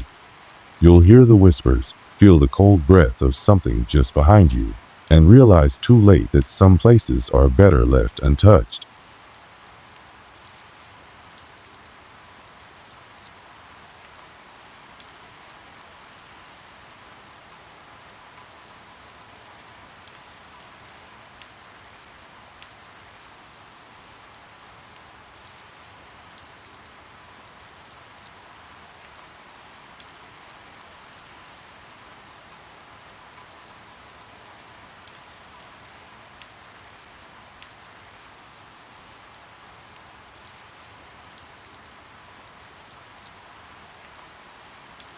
I had just finished a long day of traveling. The roads were endless, winding through miles of unfamiliar terrain, and the clock was ticking. I had one goal in mind: find a place to rest my weary head. It was a trip I'd been planning for weeks, and while it wasn't anything extraordinary, just a quick stop in a small town along the way, it was my much-needed break. The world outside the window seemed to blur with the setting sun, and with every passing mile, I grew more eager to reach the hotel I'd booked in advance. It wasn't anything special, at least not at first glance. A small roadside inn that had been there for decades, tucked away behind a thicket of trees. The sign outside was old, its letters weathered by years of wind and rain, but it had what I needed: a roof over my head, a warm bed, and perhaps a hot meal to end the day. Nothing fancy, but it was exactly what I wanted. When I pulled up to the parking lot, the sound of gravel crunching beneath my tires felt oddly comforting. The hotel's exterior was in decent shape, though its age showed in the peeling paint and the faint smell of mildew in the air. There was no grand lobby, no bustling reception desk, just a small wooden door with a bell that chimed as I entered. The place felt like a relic from the past, a snapshot of a simpler time, untouched by the fast-paced world outside. The woman at the front desk was polite but reserved, her eyes tired and distant. Her smile was kind, though there was something about her demeanor that made me feel as if she were hiding something. As I checked in, She handed me the key to room number 7 and explained that it was the last available room for the night. She seemed eager to send me on my way, as though she had somewhere else to be. With a nod of acknowledgement, I made my way down the hallway, my suitcase rolling behind me. The air in the hotel was still and thick, almost stagnant. There was no one else around, and the quiet felt unnerving in its own way. As I approached room 7, the door creaked slightly as I pushed it open, revealing a space that was surprisingly neat. It wasn't luxurious by any means, but it was clean and comfortable. The bed looked inviting, the sheets crisp, and the window offered a view of the distant hills. It was the perfect escape after such a long journey. After unpacking a few things, I made my way to the bathroom to freshen up. The room was small, but it felt private, isolated, and exactly what I needed. I could hear the faint hum of the air conditioning, the only sound filling the otherwise empty space. The bathroom, with its yellowed tiles and dim lighting, seemed like it hadn't been updated in years. Yet, there was something oddly charming about it, a sense of age and history, perhaps. With a sigh of relief, I stood under the hot water, letting the steam fill the small room. It was a brief moment of peace, but as I let my mind wander, I began to notice something strange. It was subtle at first, just a slight noise in the distance, like a faint tap or a thud. I brushed it off as nothing more than the hotel settling, a typical sound in any old building. But as I finished getting ready for bed, the sound persisted. I tried to ignore it, telling myself that it was just my imagination playing tricks. After all, I was tired, and the day had been long. It was easy to chalk up the noise to the creaking of the old structure. But something about it didn't sit right. The sound was too rhythmic, too deliberate, as if it were coming from somewhere within the walls. I stood in the quiet, holding my breath, trying to pinpoint the source. My heart began to race a little as I thought about what I might be hearing. Could it be another guest? Or was it something more? The night had settled in, thick and silent. As I lay in the bed, the sheets pulled tight around me. The rhythmic tapping of the air conditioner was the only sound in the room. For a moment, I allowed myself to relax. My eyes grew heavy, and the exhaustion from the road trip began to seep into my bones. The events of the day, the long drive, the unfamiliar roads, the odd little hotel started to fade into the background of my thoughts. Sleep was near, but that persistent feeling of unease remained. As I turned on my side, trying to get comfortable, something shifted in the room. It was small at first, a barely noticeable change, like the sensation of being watched, an instinct that suddenly pricked at the back of my mind. I tried to shake it off. It had been a long day, and my tired brain was likely creating something out of nothing. I adjusted the pillow and let out a slow breath. Then it happened. The door to the room, which I had clearly latched earlier, creaked open. Not a wide swing, but just enough to let a draft pass through. My eyes snapped open in an instant, heart pounding, as I stared at the thin gap between the door and the frame. The hallway outside was pitch dark, but it felt as if something had slipped into the room. The silence was suffocating, pressing down on me from every side. I sat up slowly, my pulse quickening.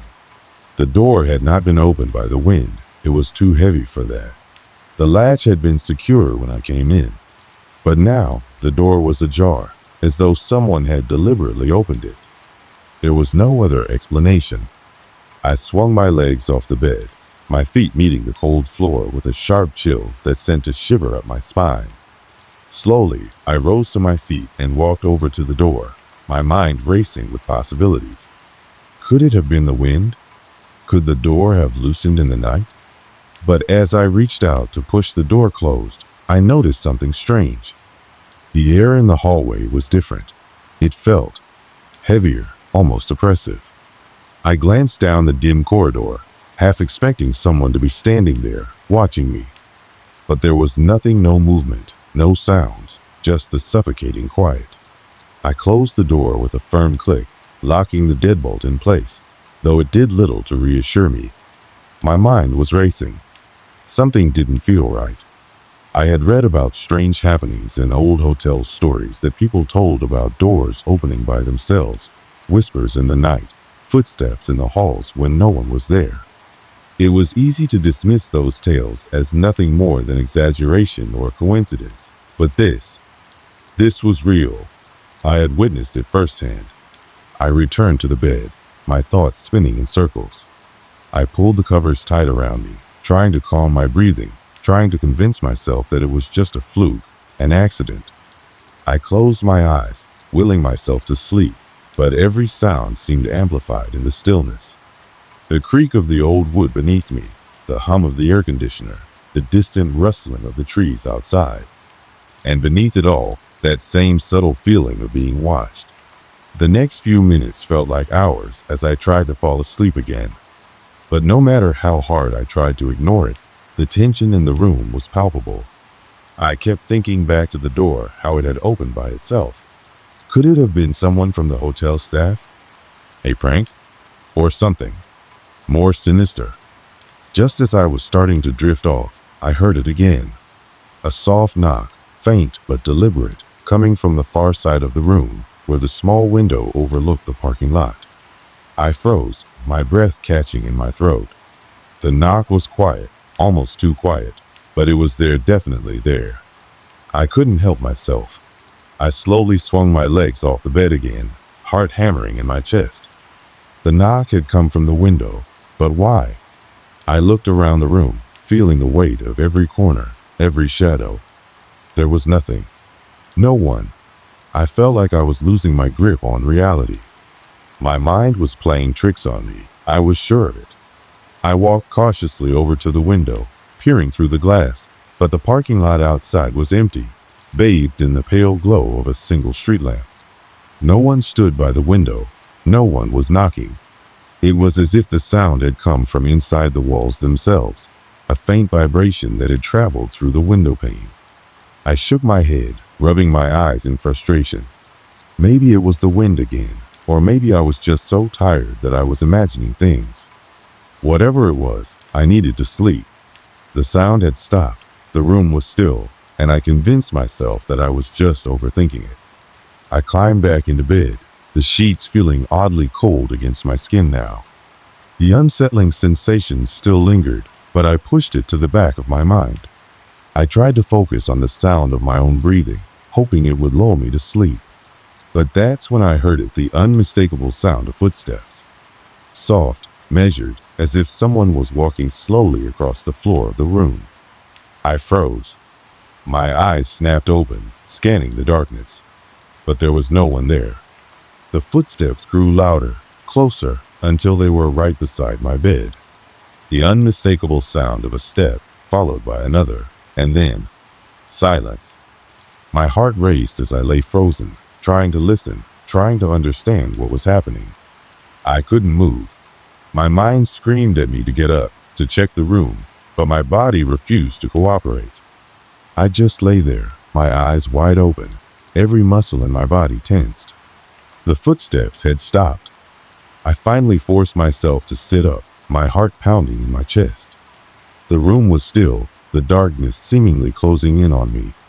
I switched on the bedside lamp, casting a harsh, flickering light across the room. Nothing. No one. It was as if the footsteps had never happened. I rushed to the door, checking the lock again, convinced that someone had been in the room. But the door was still secure, just as I had left it. No sign of anyone. I ran my hand through my hair, struggling to make sense of what was happening.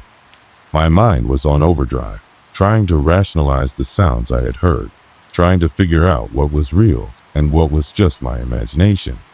There was no denying it anymore. Something in this hotel was off, something was wrong. And whatever it was getting closer. The night stretched on, growing heavier with each passing hour.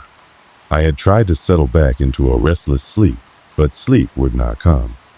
The unsettling events from earlier were still fresh in my mind, every sound, every strange movement replaying in vivid detail. My body, though exhausted, refused to relax, and my mind refused to let go of the growing sense of unease.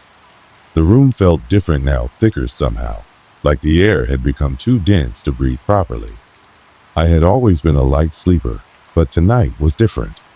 Every creak of the floorboards, every whisper of the wind outside seemed amplified, a constant reminder that something was wrong. The temperature in the room seemed to shift, too. The air conditioner hummed in the corner, but it didn't seem to be doing its job. My skin was sticky with sweat, yet I couldn't shake the chill that crept down my spine. It was a strange, unnatural cold, not the kind that came with the draft from an open window, but something that seemed to seep in from the walls themselves. I wrapped the blanket tighter around me, hoping the warmth would help, but it didn't. The chill had settled into my bones. The sounds from outside the room became more pronounced, distant footsteps echoing through the corridor, muffled voices, the creak of floorboards in rooms far down the hall. At first, I tried to convince myself it was just the old building settling, the usual sounds that came with an old hotel. But the longer I stayed awake, the less convinced I became. Something wasn't right. I could feel it in my gut. Around midnight, I heard it again, the soft knock, the one I had heard earlier at the window. This time, it was louder, more deliberate, coming from somewhere deeper in the room. My heart skipped a beat. I turned toward the source of the sound, but as soon as I did, it stopped. My breath caught in my throat, and I sat frozen for what felt like an eternity, staring into the shadows. There was nothing. No movement. No sound. Just the oppressive silence. But I couldn't shake the feeling that I wasn't alone. It was as if something, or someone, was watching me from the corner of the room. I slowly turned my head, scanning the darkness, but there was nothing there. No figure, no shape, just the faint outline of the furniture in the dim light from the street lamp outside. I couldn't take it anymore. I needed to find out what was happening, what was causing these disturbances. I threw back the covers and stood up, my legs shaky beneath me. Every nerve in my body was on edge, but there was no turning back. I had to confront whatever was in the room. I cautiously stepped toward the window, the faint light casting long shadows across the room. The knock had come from here. I was certain of it. I reached for the curtains, pulling them aside to reveal the empty parking lot. The wind outside had picked up, causing the trees to sway in the darkness, their branches scratching against the window. But there was nothing else, nothing to explain the strange noise I had heard. I took a deep breath, forcing myself to stay calm, and turned back to the room. That's when I saw something had changed.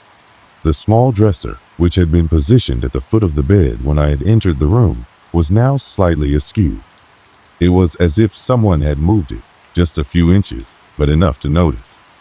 I froze, my pulse quickening. I hadn't touched the dresser, and I was certain it hadn't moved on its own. I bent down to inspect the floor, hoping to find something, anything that could explain the strange shifting of the furniture. But the floor was completely still, with no signs of disturbance. No scuff marks, no dust that had been displaced. Just an untouched, smooth surface. As I stood up, I noticed something else. There was a faint smell in the air, something metallic, almost like the scent of old pennies or rust. It was faint at first, but it grew stronger the longer I stayed in the room. I wrinkled my nose, trying to place the smell, but I couldn't. It wasn't the kind of scent that should be in a hotel room, certainly not in one that was supposedly newly renovated. I turned back to the bed, where my bag was still resting. My belongings were still scattered across the room, as they had been when I had arrived. But as I approached the bed, I noticed something strange. The sheets neatly tucked in earlier were now rumpled, as if someone had been lying there. I hadn't touched them since I had gotten into bed, so why were they disturbed now? My heart raced as I carefully lifted the blanket, my mind racing with possibilities. But there was nothing beneath it, nothing at all. No sign of anyone, no extra weight on the bed, just the cold, empty space beneath the sheets. I felt a shiver run down my spine, my nerves screaming at me to leave, to get out of that room before it was too late. But as I stood there, paralyzed by fear, I heard something that made my blood run cold. A voice. Soft, almost imperceptible, coming from somewhere deep within the walls. It wasn't clear at first, just a murmur, a low, guttural sound that seemed to reverberate through the room. I strained to listen, my heart hammering in my chest. The voice came again, this time louder, more distinct. It was saying something, but I couldn't make out the words. The hair on the back of my neck stood on end, and I felt my stomach twist into knots. I had to know what was happening. I couldn't just sit here and wait. With shaking hands, I grabbed the flashlight from my bag and began to search the room, determined to find an explanation. I checked the closet, pulling aside the heavy drapes to reveal the empty shelves. I checked beneath the bed, but there was nothing. No hidden compartments, no hidden doors. Just the same, empty space. I moved toward the bathroom, my footsteps echoing loudly in the silence. The door creaked as I pushed it open, the faint light from the hallway spilling in. The bathroom was cold and sterile, the sink gleaming under the harsh fluorescent light. But as I turned to leave, something caught my eye in the mirror. A figure, standing behind me. I whipped around, the flashlight trembling in my hand, but the room was empty. My pulse thundered in my ears, my breath shallow and erratic. I checked every corner, every crevice of the room, but there was no one there. No one but me. I stumbled backward, my mind racing. What was going on? Was I losing my mind? I couldn't tell anymore. The room had become a maze of strange sights and sounds, all pulling me deeper into some nightmare I couldn't escape. I rushed to the door, throwing it open and stepping into the dark hallway. But as I closed the door behind me, I realized something that hit me like a ton of bricks. The knocking had stopped, and the room was silent again. It wasn't until I stepped back into the corridor that I realized the full extent of the unease that had been gripping me. The hotel hallway was oddly silent, and an unnerving quiet that seemed to make the shadows stretch further than they should. Every step I took felt heavier, as if the floor itself was pushing back against me, urging me to stop. I stood there for a moment, unsure of what to do. The air felt thick, suffocating, and the oppressive silence seemed to seep under my skin, tightening my chest with every passing second. I should have left. I should have turned and walked out, ignoring the bizarre events of the night. But something deep within me kept me tethered to this cursed place. I couldn't escape it. Not yet. I glanced toward the staircase, the one I had used earlier to get to my room. It was quiet now, the distant echo of my footsteps, the only sound in the building.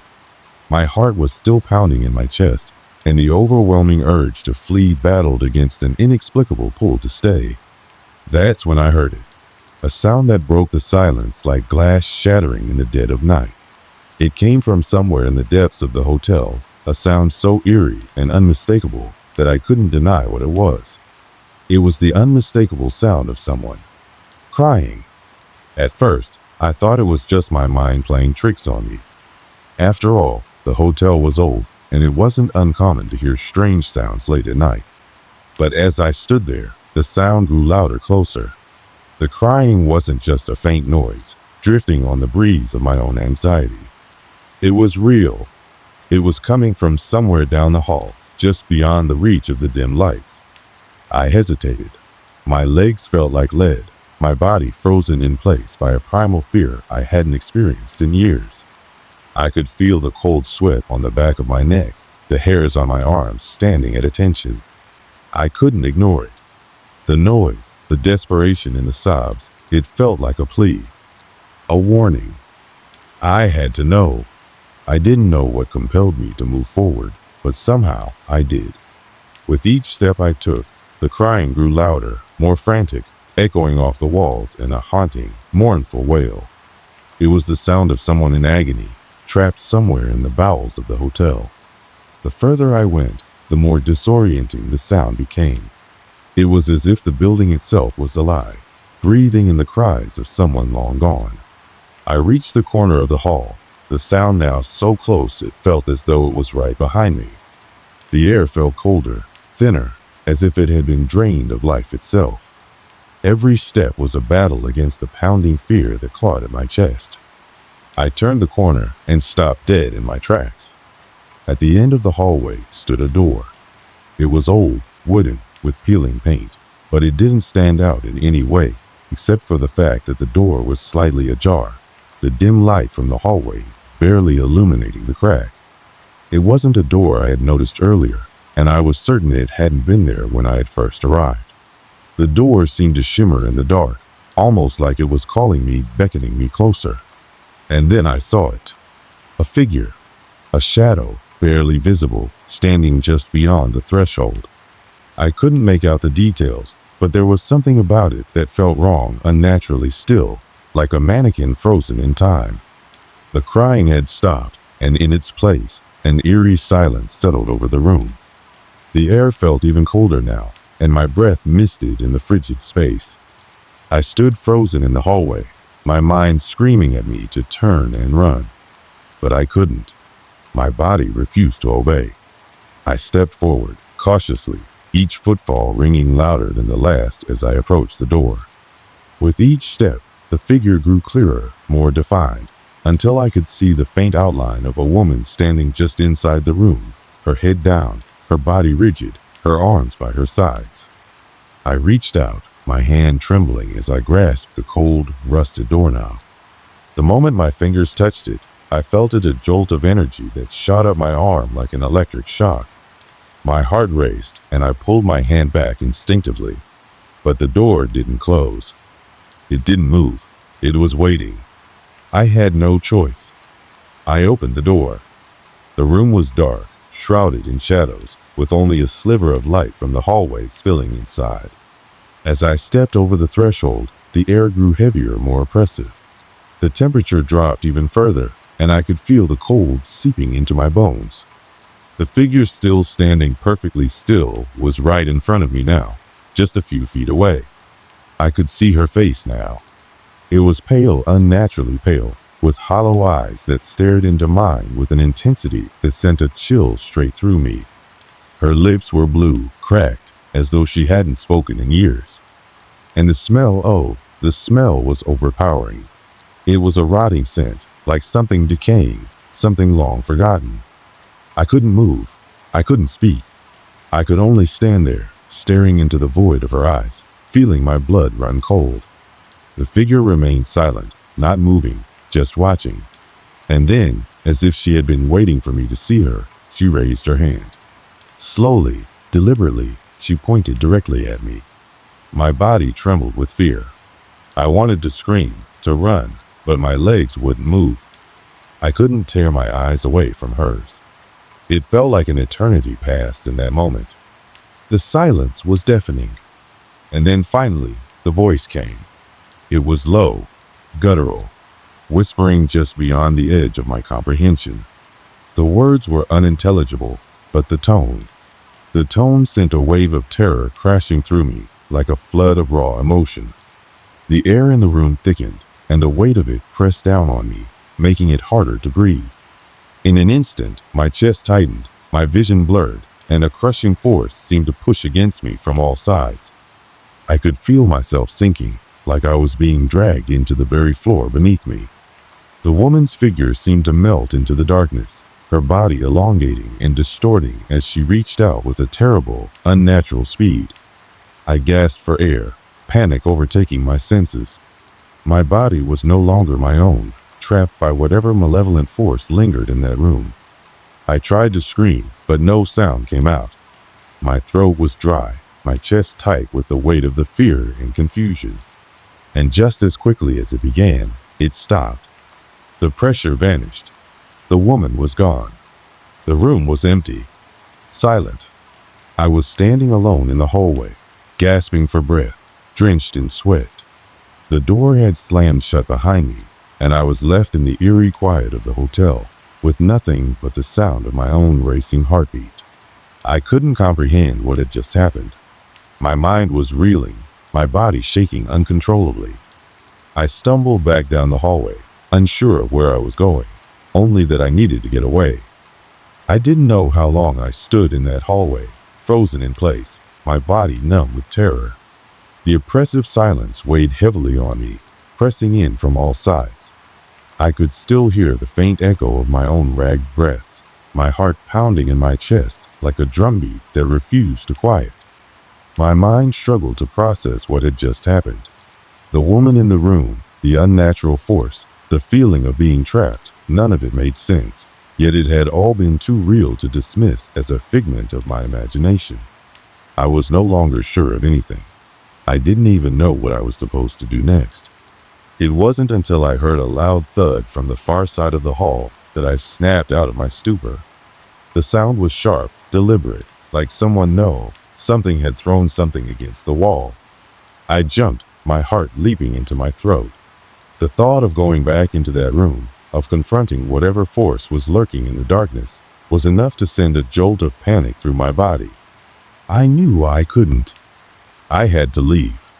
But as I turned to flee down the hallway, another sound reached my ears, this one even more unsettling. It was a soft, slithering noise, like something dragging across the floor. The sound seemed to follow me, moving closer with each step I took. My mind screamed at me to run faster, but my body was already reacting on its own. Every instinct was telling me to get out of that place, to escape whatever was waiting in the shadows. I reached the staircase, my feet nearly slipping on the worn carpet as I stumbled down, desperate to put distance between myself and the source of that terrible noise. My heart was pounding so loudly now that it drowned out all other sounds. I didn't stop until I reached the lobby, my chest heaving with exhaustion and fear. But even there, I couldn't shake the feeling that I wasn't alone. The air in the lobby felt thick, heavy, as if it were holding its breath, waiting for something. The receptionist was gone, and the front doors, which should have been locked and secure, stood ajar, as if inviting me to leave. I wanted to run, to sprint out into the night and never look back, but I couldn't. There was something holding me here, something I couldn't explain. The sensation of eyes watching me grew stronger, but when I turned to check, there was no one there. Only the empty lobby, the dim light casting long shadows across the floor. That's when I saw it. A small, leather-bound journal was lying on the counter, as if it had been left behind in haste. Its cover was scratched and worn, the edges frayed from years of neglect. It didn't belong to me, and it certainly hadn't been there when I had checked in earlier.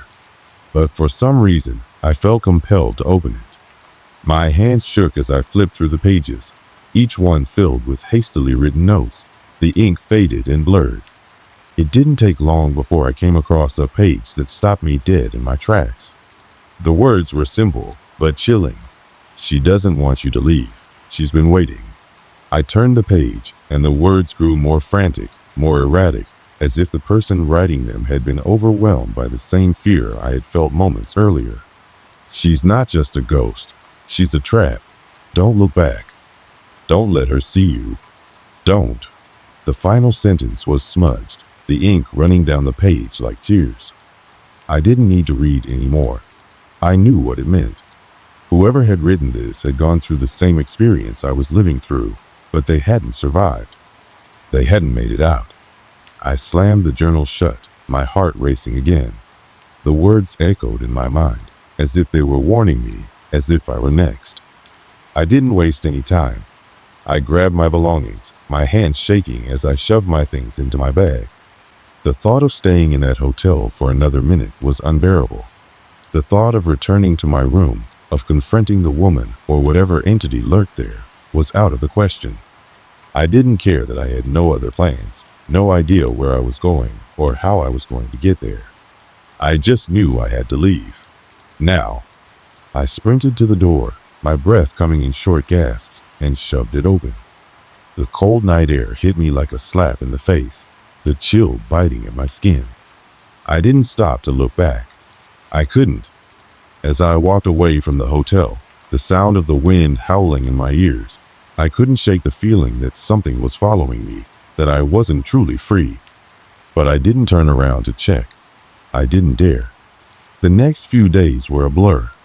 I couldn't shake the images of the woman from my mind, couldn't escape the feeling that she was still watching me. Every creak of the floorboards, every shadow that crossed my path made my heart skip a beat. I couldn't sleep without the nagging sensation that she was there, just beyond the edge of my vision, waiting for me to slip up, to return to the place where she was. I never went back to that hotel, I didn't even look back. The few people I mentioned it to dismissed it as some kind of fever dream, something I had imagined in a moment of stress. But deep down, I knew the truth. That place wasn't just haunted. It was alive in a way I couldn't fully understand. It wasn't just the building that was cursed. It was something far worse. Something waiting for anyone foolish enough to venture inside. I had escaped, but I knew better than to think I was the last. The days passed in a blur. I moved on physically, but the images of that place, of the hotel, the woman, and the horror that unfolded never truly left me. Every time I closed my eyes, I could still feel the weight of the silence pressing in, the sense that something was watching, waiting, just beyond my reach. It wasn't just the fear of the hotel that lingered. It was the dread that whatever I had experienced hadn't ended. That something had followed me, something that would never let me go. I had escaped its grasp for now, but I knew that in some strange way, it still had a hold on me. I tried to rationalize it. Maybe it was the stress of traveling alone. Maybe it was a product of exhaustion, or maybe my mind had played tricks on me. But no matter how I tried to explain it, there was one thing I couldn't ignore. The journal. The journal that someone else had left behind, with its frantic, cryptic warnings. The journal that told me what had happened before me. Whoever had written it had been in the same situation I found myself in, and they hadn't escaped. I didn't know if they were still alive, or if they had been consumed by whatever had taken hold of that hotel, but I knew one thing for sure: their fear was real. I tried to forget about the hotel. I did my best to move on, to convince myself it was all just a bad memory, a nightmarish experience. But it kept coming back to me, creeping into my thoughts at the most unexpected moments. At night, when I was alone in bed, I would hear faint noises, scratching, tapping, something moving in the dark. I'd jump up, heart racing, only to find nothing there. But the fear, the unease, it never quite went away. I left the city a few days later, continuing my travels as if nothing had happened. But no matter where I went, I couldn't shake the feeling that I was being followed. It wasn't a physical presence, but something in the air, an unshakable weight that settled in my chest every time I entered a new hotel, a new room. The fear I had tried to leave behind followed me like a shadow, always lurking at the edges of my awareness. Months went by, and the memory of the hotel began to fade, but not completely. I kept telling myself that it was just my mind, that I was overreacting. But deep down, I knew that I wasn't. It was the strangest feeling, like something was just on the edge of my perception, something that couldn't be fully explained by logic.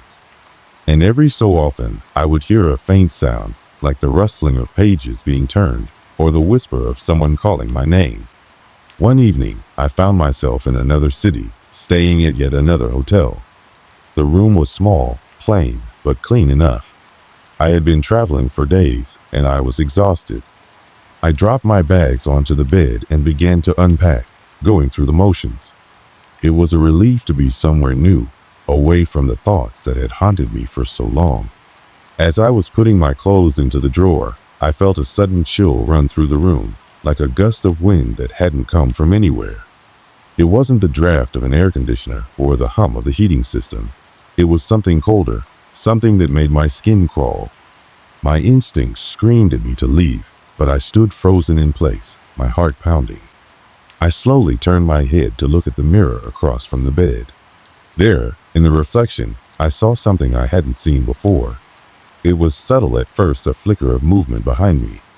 But when I looked closer, I could make out the shape of a figure, standing just outside the frame of the mirror. My breath caught in my throat. It was the same figure, the same woman I had seen in the hotel before. She was standing in the corner of the room, her face pale and emotionless, her eyes hollow and dark.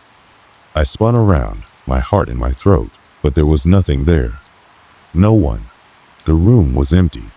I turned back to the mirror, my reflection staring back at me, normal, as if nothing had changed. But I knew it wasn't a trick of the light. I knew what I had seen. And the terror that gripped me in that moment was unlike anything I had ever felt. I rushed out of the room, slamming the door behind me, my mind racing with fear.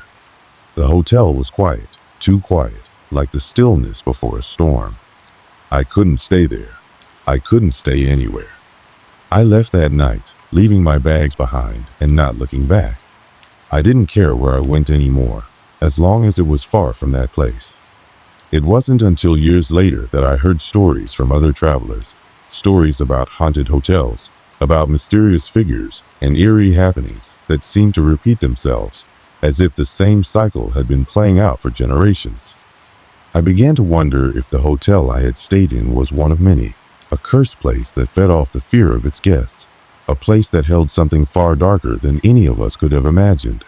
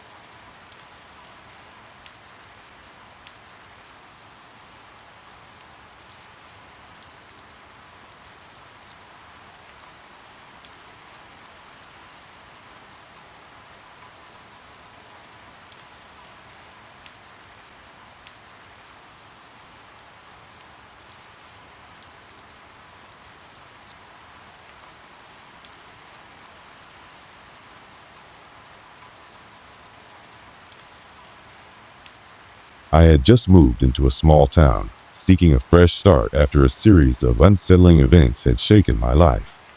The town seemed perfect peaceful, tucked away from the chaos of the world. I found a small apartment on the edge of town, a cozy place with a view of the thick woods that bordered the area. The streets were empty at night, with only the sound of wind rustling through the trees to break the silence. Life had settled into a rhythm. Every morning, I'd head to the local cafe for a cup of coffee and a quick chat with the barista, a quiet woman who always had a warm smile. The town's library was my usual afternoon haunt, a small but inviting space that smelled of old books and dust. The people here were friendly, though most kept to themselves. There were no distractions, no chaos, just the kind of peacefulness I had longed for. But there was one thing that the locals didn't talk about. I didn't notice it at first, but over the weeks, whispers began to surface. It wasn't anything overt, just small, offhand comments that I overheard during my daily walks or at the cafe. "Stay away from the old hospital," someone would say, followed by a quick change of subject. Another time, a conversation between two men in the library, their voices barely audible, caught my attention. One said, "No one goes there anymore. Not after what happened." Curiosity gnawed at me, but I didn't give it much thought. I had no reason to worry about an old hospital. After all, it was abandoned, right? Yet, something about the way people reacted to it, furtive glances, nervous shuffling of feet, began to bother me. One evening, I was sitting on a park bench, my mind wandering as I gazed out over the quiet town, when I noticed a group of children standing at the edge of the woods.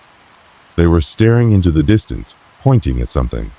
I followed their gaze and saw it just beyond the trees, partially hidden from view, was a large, decaying building. It looked like an old hospital, its stone structure dark and foreboding. The windows were boarded up, and the roof sagged in places, as though time itself had abandoned the place. The children had stopped talking, their eyes wide and fixed on the building. One of them turned to me, her face pale, her lips trembling as she muttered, "It's haunted." Then, without another word, she turned and ran off with the others, disappearing into the night. I felt a chill run down my spine. Haunted? What did they mean by that? I had to know more. Later that night, I decided to investigate. The idea of an abandoned hospital intrigued me. It was the kind of place you read about in ghost stories and urban legends. There had to be more to it than what the locals were saying. But I didn't expect to find anything. Or at least, I didn't think I'd find what I did. As I approached the building the next day, I was struck by its eerie silence. The woods around it seemed untouched, as though nature itself was keeping its distance. There was a rusted fence surrounding the property, The iron bars twisted and bent from years of neglect. I stood at the edge of the fence, staring at the dark structure, trying to piece together its history. It was then that I heard something soft, almost imperceptible, but unmistakable. A faint creak, followed by the sound of footsteps, as though someone or something was walking inside the building. My heart skipped a beat. It wasn't the wind. It was too deliberate, too human. I took a step back, unsure whether to approach or turn around. But my curiosity got the best of me. I had to know what was inside. Taking a deep breath, I walked along the fence, looking for a way in. It wasn't long before I found an opening, a gap in the fence just wide enough for me to slip through. I was in.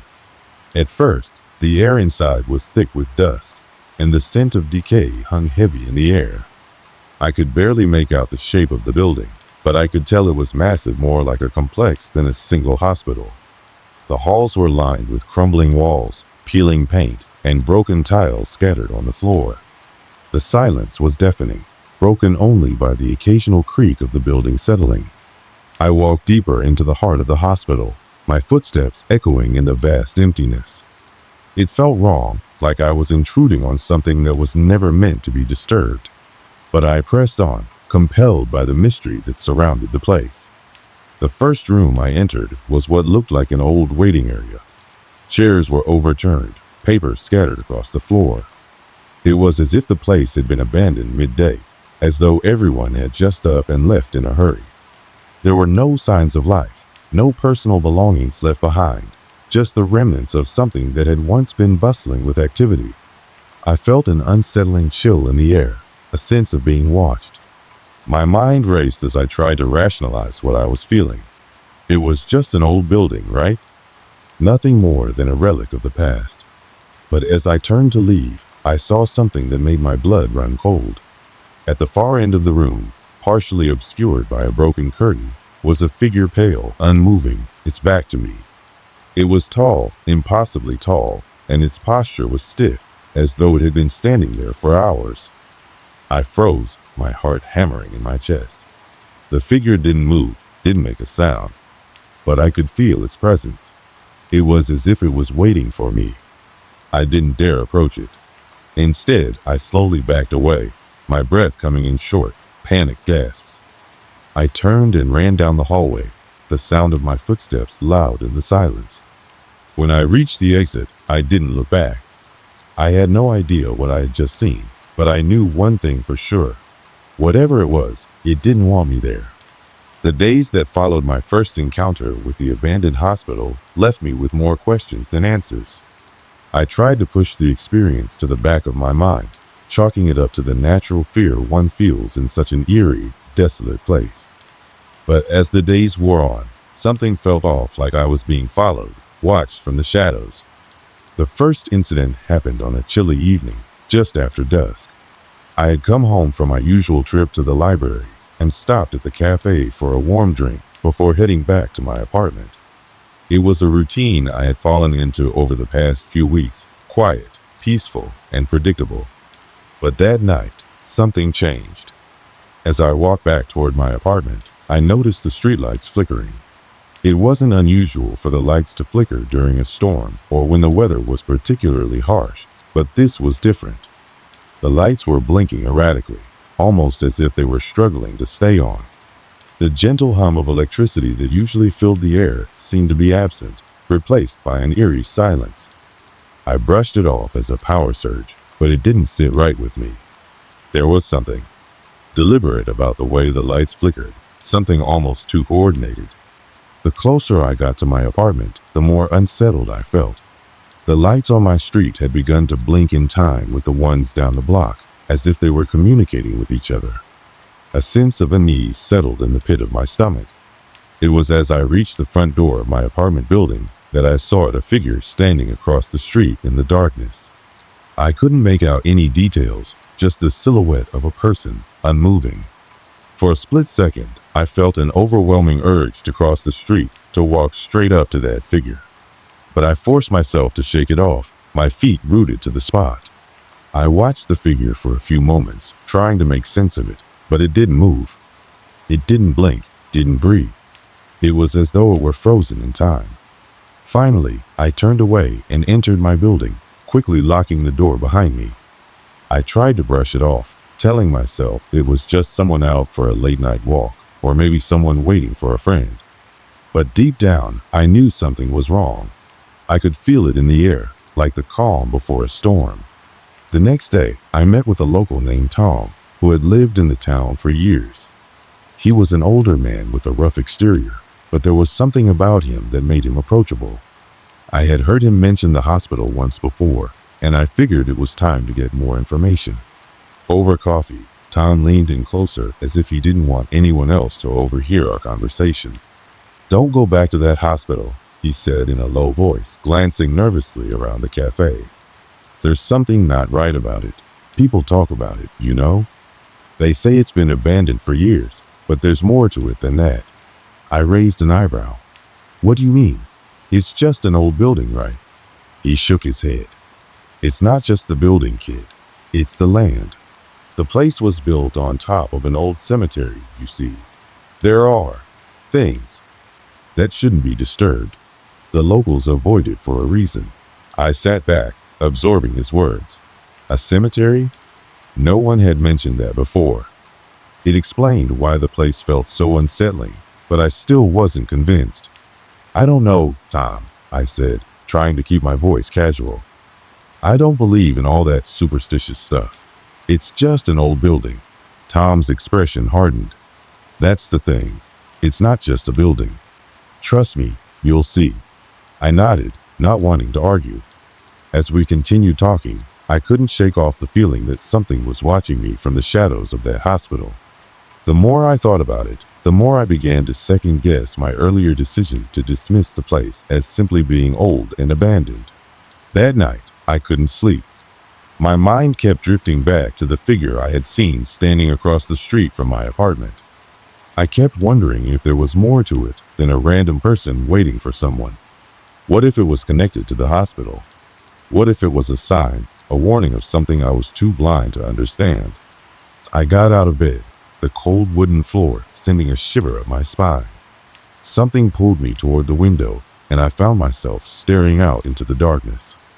The streetlights were still flickering, but now they seemed to pulse with a rhythmic, almost deliberate pattern.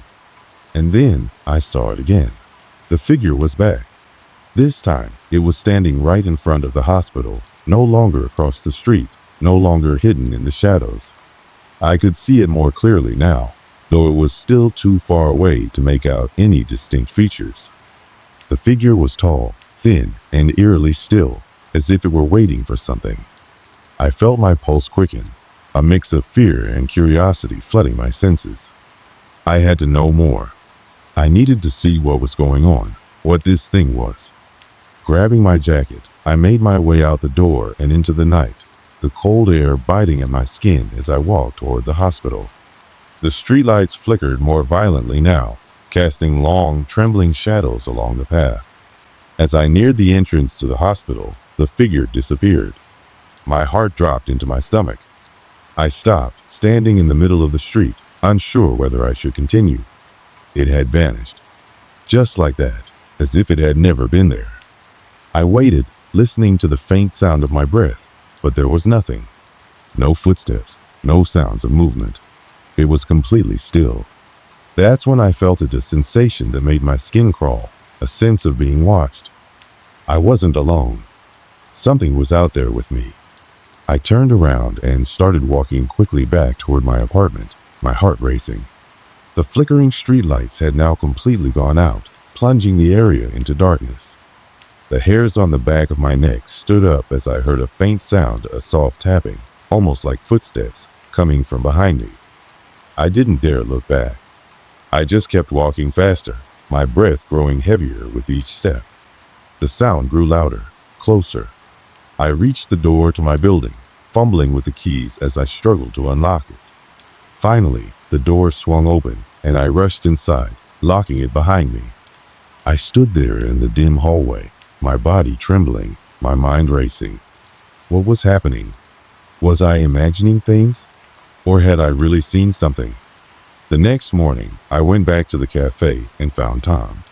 I could tell he noticed the change in my demeanor the moment I sat down. "What happened?" he asked quietly. "I saw something," I said, my voice barely a whisper. "It was there, right in front of the hospital. And then it disappeared." Tom looked at me with a knowing expression. "Told you. You'll see, kid. You'll see what I mean soon enough." As I sat there, his words echoed in my mind. I had seen something that night, something I couldn't explain. And it wasn't just a random person. It wasn't just a trick of the light. Whatever it was, it had a purpose. And it was tied to that old, decaying hospital. It wasn't just the fleeting image of the strange figure that lingered in my mind. It was the sensation, the overwhelming feeling that something was changing around me. My once predictable life felt like it was gradually slipping into the realm of the unknown. Each night, when I lay in bed, the shadows seemed darker, the silence heavier. And every time I closed my eyes, I felt as though I were being drawn back to that place, the abandoned hospital. The flickering streetlights, the cold night air, the sudden disappearance of the figure, these things no longer seemed like isolated incidents. They felt like part of a larger pattern, a web of events that I was helplessly entangled in. One evening, unable to shake the need to understand what was happening, I made the decision to return to the hospital. I had to know what was there, what had drawn me to it, and why it was suddenly the center of my thoughts. I grabbed my flashlight, slipped on my jacket, and left my apartment, stepping out into the thickening darkness of the city. The streets were eerily quiet as I made my way back to the hospital. The usual hum of the city's nighttime rhythm seemed to have quieted, leaving only the occasional rustle of leaves or the distant sound of a car engine. As I neared the building, I felt a chill that had nothing to do with the temperature. It was as though the air itself had thickened, pressing down on me, making every breath feel like a struggle. I stopped in front of the entrance and stared at the decaying structure. The building seemed to loom over me, its broken windows like hollow eyes, watching, waiting. There was no sign of the figure tonight, but I couldn't shake the feeling that I wasn't alone.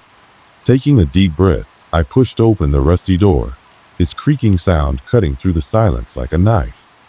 Inside, the air was thick with dust, the smell of mold and decay heavy in my lungs. The walls were lined with old medical equipment, some of it rusted beyond recognition, others still oddly pristine, as if time had stood still in this place. As I stepped further into the hospital, I couldn't help but notice the sound, or rather, the lack of sound. It was as though the place swallowed up every noise, leaving only the echo of my footsteps. It was unnerving.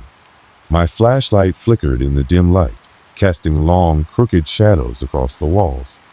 Each corner seemed to hold something I couldn't see, something that was just beyond my reach. I wandered through the abandoned halls, drawn by an invisible force. I came across old patient rooms, their doors hanging crookedly off their hinges, the walls peeling with age. The stillness was almost suffocating, and yet I couldn't bring myself to leave. I had to know what was here, what had been hiding in the shadows for so long. It wasn't long before I began to notice things small, subtle things that didn't belong. At first, it was just a feeling in the pit of my stomach, a prickling sensation on the back of my neck. I ignored it at first, thinking it was just my mind playing tricks on me. But then I heard it, a soft, rhythmic tapping. It came from somewhere further down the hall, just out of sight. It wasn't loud, but it was consistent, like the sound of fingernails gently tapping against wood. My heart raced as I turned toward the source of the sound. I couldn't see anything, but the feeling of being watched grew stronger. I moved closer, my pulse quickening with every step. The tapping stopped abruptly, replaced by an overwhelming silence that seemed to press against my chest. I stood frozen for a moment, listening, waiting. And then, just as I was about to turn and leave, I heard it again, this time closer. A soft breath, almost imperceptible, followed by a faint shuffling sound. I didn't wait to find out what it was. I turned and ran. The hospital's labyrinthine corridors seemed to stretch on forever, the walls twisting and bending in unnatural ways as I fled through the darkened hallways. My flashlight flickered again, casting brief glimpses of the decaying rooms around me. I could feel the presence of something or someone following me. The sound of footsteps grew louder, closer, echoing off the walls in a disturbing rhythm. I didn't stop running until I burst through the front door, my breath coming in ragged gasps. The cold night air hit my face like a slap, and I stood there, trembling, trying to calm my racing heart. I could still hear the tapping, the breath, in the back of my mind. I didn't return to the hospital after that night, but the strange occurrences didn't stop. They only grew more frequent, more intense. I'd be walking down the street, and I'd catch a glimpse of something in the corner of my eye, a shadow moving just outside the reach of the streetlight. At first, I thought it was my imagination, but the more it happened, the more I began to wonder if there was something else at play. One evening, as I was walking home from the grocery store, I saw the figure again. This time, it was standing in the middle of the street, facing me, just as it had been before. The streetlights flickered above, casting an eerie glow on the figure, but there was something different about it now. It wasn't just a shadow, it was solid, defined, like it had substance. My heart skipped a beat as I froze, my body paralyzed by fear. The figure didn't move, didn't even blink, but I could feel its presence, as if it were waiting for me to make a move. I was terrified, but I couldn't look away. My legs felt like lead, and for a moment, I thought I was going to pass out. Then, in an instant, the figure vanished. One moment it was there, and the next, it was gone, as though it had never existed. I stood frozen for what felt like an eternity, trying to process what I had just seen. Had it been real? Had it been the same figure from before, or was it something else entirely? Over the next few days, the strange occurrences continued. Objects in my apartment would move on their own, nothing major, just small things, like a book on the shelf that would be found on the floor, or a chair that seemed to shift position when I wasn't looking. At first, I convinced myself it was just my mind playing tricks on me, but the longer it happened, the more I began to question my own sanity. I decided I had to go back to the hospital. I couldn't live with this fear anymore. I needed answers. This time, however, I wasn't going alone. I called a friend of mine, someone I trusted, to come with me. She was skeptical, dismissing my concerns as overactive imagination. But I needed someone with me, someone who could see the truth for themselves. Together, we stood outside the hospital's imposing front doors once again, both of us unsure of what lay beyond. The air was thick with tension, the silence almost unbearable. We stepped inside, our footsteps echoing through the cavernous hallways. My friend was unnerved, her eyes darting to every shadow, every creak in the building. As we ventured deeper into the hospital, the same eerie silence surrounded us. But this time, there was something more. We both heard it at the same time, the sound of a door creaking open somewhere down the hall. A cold draft swept past us, sending a chill through our bones. I looked at my friend, and her wide eyes mirrored the fear I felt. The suspense that had been building in the weeks leading up to that moment reached its breaking point. The air inside the abandoned hospital was thick with tension, and every step we took seemed to echo louder than the last. My heart pounded in my chest as I moved deeper into the building, my friend close behind me, her nervous breaths matching the rhythm of my own.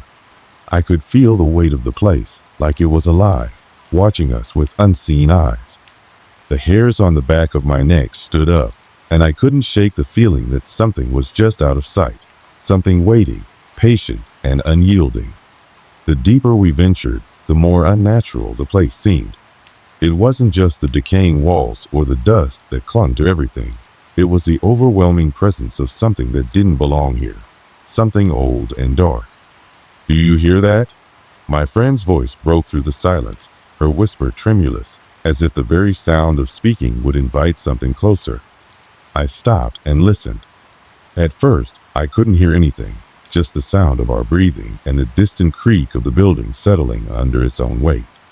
But then, just as my mind began to convince me it was nothing, I heard it faint but unmistakable, the sound of footsteps. Slow, deliberate steps, coming from somewhere deep within the hospital. They were too deliberate, too purposeful to be the wind or the natural settling of the building. I exchanged a glance with my friend, whose eyes were wide with fear. She opened her mouth to speak, but no words came out. I could see the fear in her eyes, mirroring my own thoughts. Neither of us wanted to admit it, but we both knew this wasn't normal. I nodded toward the sound, signaling to my friend that we needed to find its source. The footsteps grew louder, closer, and with every step, my anxiety mounted. We pressed forward, our footsteps muffled against the cracked tile floor as we approached the sound. My heart raced, each beat louder in my ears than the last, as if it was trying to tell me to turn back. But there was no turning back now. The hallway ahead of us twisted and turned, and with every corner we rounded, the shadows seemed to grow darker, as if the very building was holding its breath. The air grew colder, and I could feel the chill creeping under my skin, a coldness that had nothing to do with the temperature. It was a coldness born of something far older, far more unsettling than anything I had encountered before. As we neared the end of the hall, the footsteps stopped. The silence that followed was deafening, pressing in on us from all sides. I glanced around, but there was nothing, just the darkened hallway stretching out in front of us. My flashlight flickered, casting long, jittery shadows along the walls.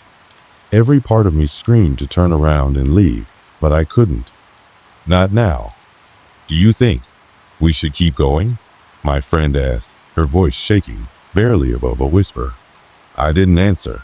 I couldn't. My body moved on its own, driven by some force I couldn't understand. I had to know. We had to know what was here, what was waiting. We reached the end of the hallway, where a large set of double doors stood ajar, an ominous crack of light spilling from the gap.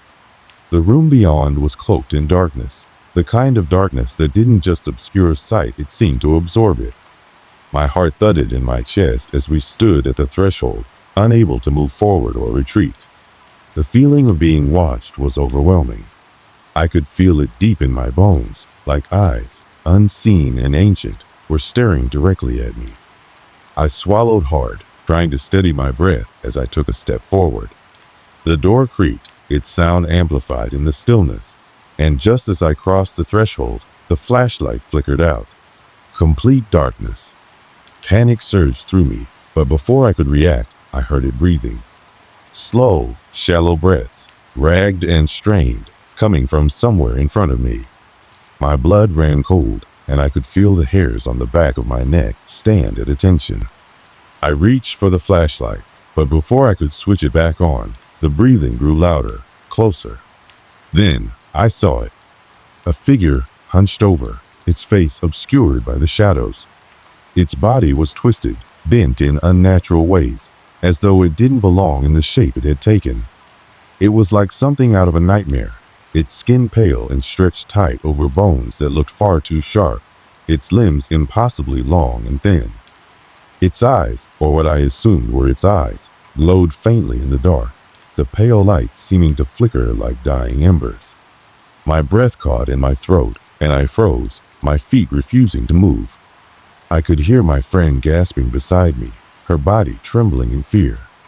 I could feel the weight of the figure's gaze, as if it were studying us, deciding what to do next. And then it moved. The movement was jerky, almost mechanical, like it wasn't entirely in control of its own body.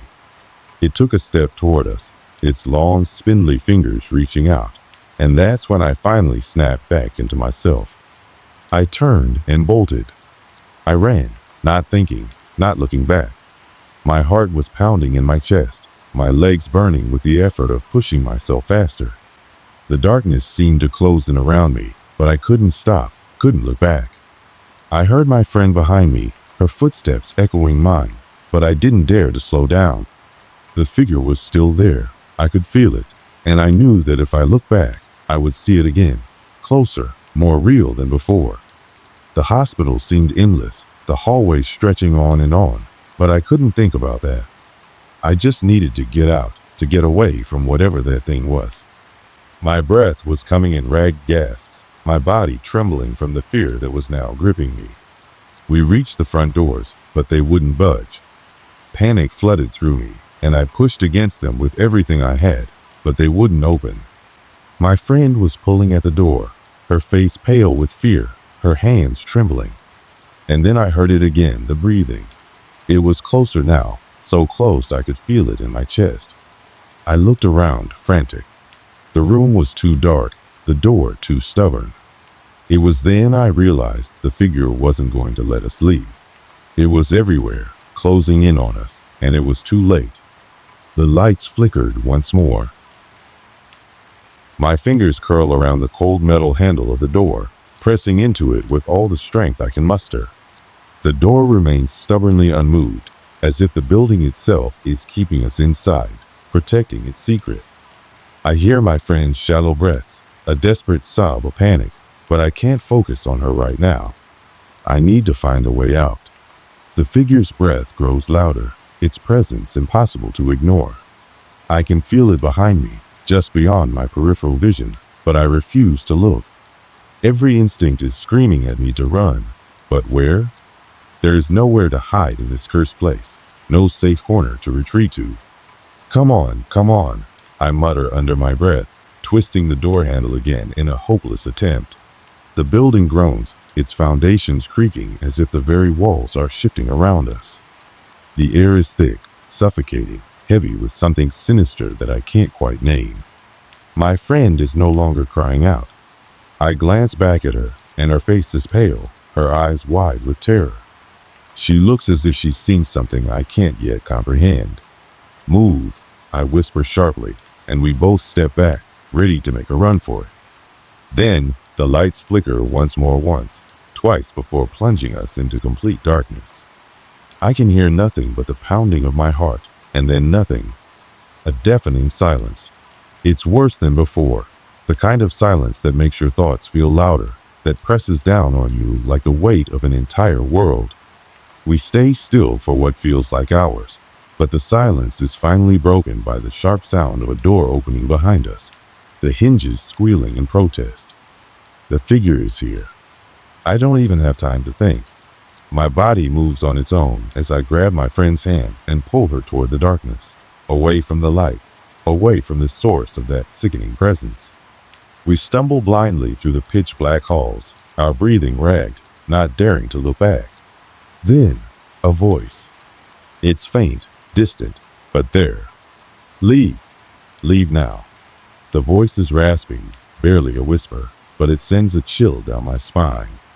It isn't a warning, it's a command. I look to my friend, whose face is now twisted in confusion and fear. Her eyes dart back and forth as if she's hearing things I can't. Did you hear that? She asks, her voice trembling. I nod, my grip tightening around her hand, my heart pounding louder than ever. Keep moving. We're almost there. We don't know where there is, just away from the horror, away from the terror. Every corner we turn feels like we're running in circles, every door and hallway melding into one indistinguishable blur. We should be escaping, but the more we run, the more lost we seem to become. It's like the building itself is shifting, twisting its halls to trap us. Finally, after what seems like an eternity, we find another exit, a side door, barely visible in the dark. My friend pulls on the handle, and it creaks open, revealing the dim light of the outside world. We stumble through, gasping for air as we step onto the hospital grounds, into the cold night. The outside world is quiet, eerily quiet, like it too is holding its breath, waiting for something. I stand there for a moment, looking back at the crumbling building, my chest heaving. My mind is a whirlwind of confusion, trying to process everything that's happened, but it's all too much. What was that thing? What was it doing to us? We don't speak for a long time. I can see the fear still etched on my friend's face, her eyes darting toward the hospital, as if expecting the figure to come charging out at any moment. She's shaken, and so am I. We're both speechless, trying to comprehend what we've just experienced. But no matter how many times I try to replay the events in my head, it doesn't make sense. We can't stay here. I know that much. We have to go, I say, breaking the silence, my voice sounding strange in the still night. I'm not even sure if I'm talking to her or to myself at this point. We start walking, leaving the hospital behind us, but the image of that twisted figure is burned into my mind. Its pale, glowing eyes, its unnatural movements, everything about it screams wrongness, as if it doesn't belong in this world. My friend's voice trembles as she speaks, her words barely above a whisper. What was that thing? I shake my head, unable to provide an answer. I don't know. The truth is, I'm terrified. We may have escaped, but did we really? Is it over? The fear lingers, gnawing at my mind, and I can't shake the feeling that the nightmare is far from finished. We continue walking in silence, the night air cold against our skin. There are no more words to say, no comfort to be found in the familiar world around us. The streetlights flicker above us, but the world feels different now, like we're in a dream, suspended in a reality that doesn't feel entirely real. I keep glancing back at the hospital, and I swear I see a flicker of movement in the broken windows, a shadow passing behind them. But we keep walking. As we reach the edge of the town, I glance at my friend. Her face is pale, drained, and she won't meet my gaze. Her hands tremble slightly, and I wonder if she's seeing the same thing in her mind that I can't stop seeing in mine. But no matter how hard I try, I can't stop the images from flooding my mind. The twisted figure, the darkness, the suffocating atmosphere, the whispers, the warning. We've escaped the hospital, but has it truly let us go? Or has it marked us, bound us in some way, made us part of its curse? We don't know, and we may never know. We keep walking. The world continues around us, life moving forward, but I know one thing for certain: nothing will ever be the same again. Not for either of us. The weight of what we've experienced will stay with us forever. And as I look over my shoulder one last time, I feel a chill down my spine that makes me want to run. But I don't. I can't. I've seen things no one should see, things that will haunt me for the rest of my life. And no matter how far I go, no matter how many miles I put between myself and the hospital, I can't escape what happened that night.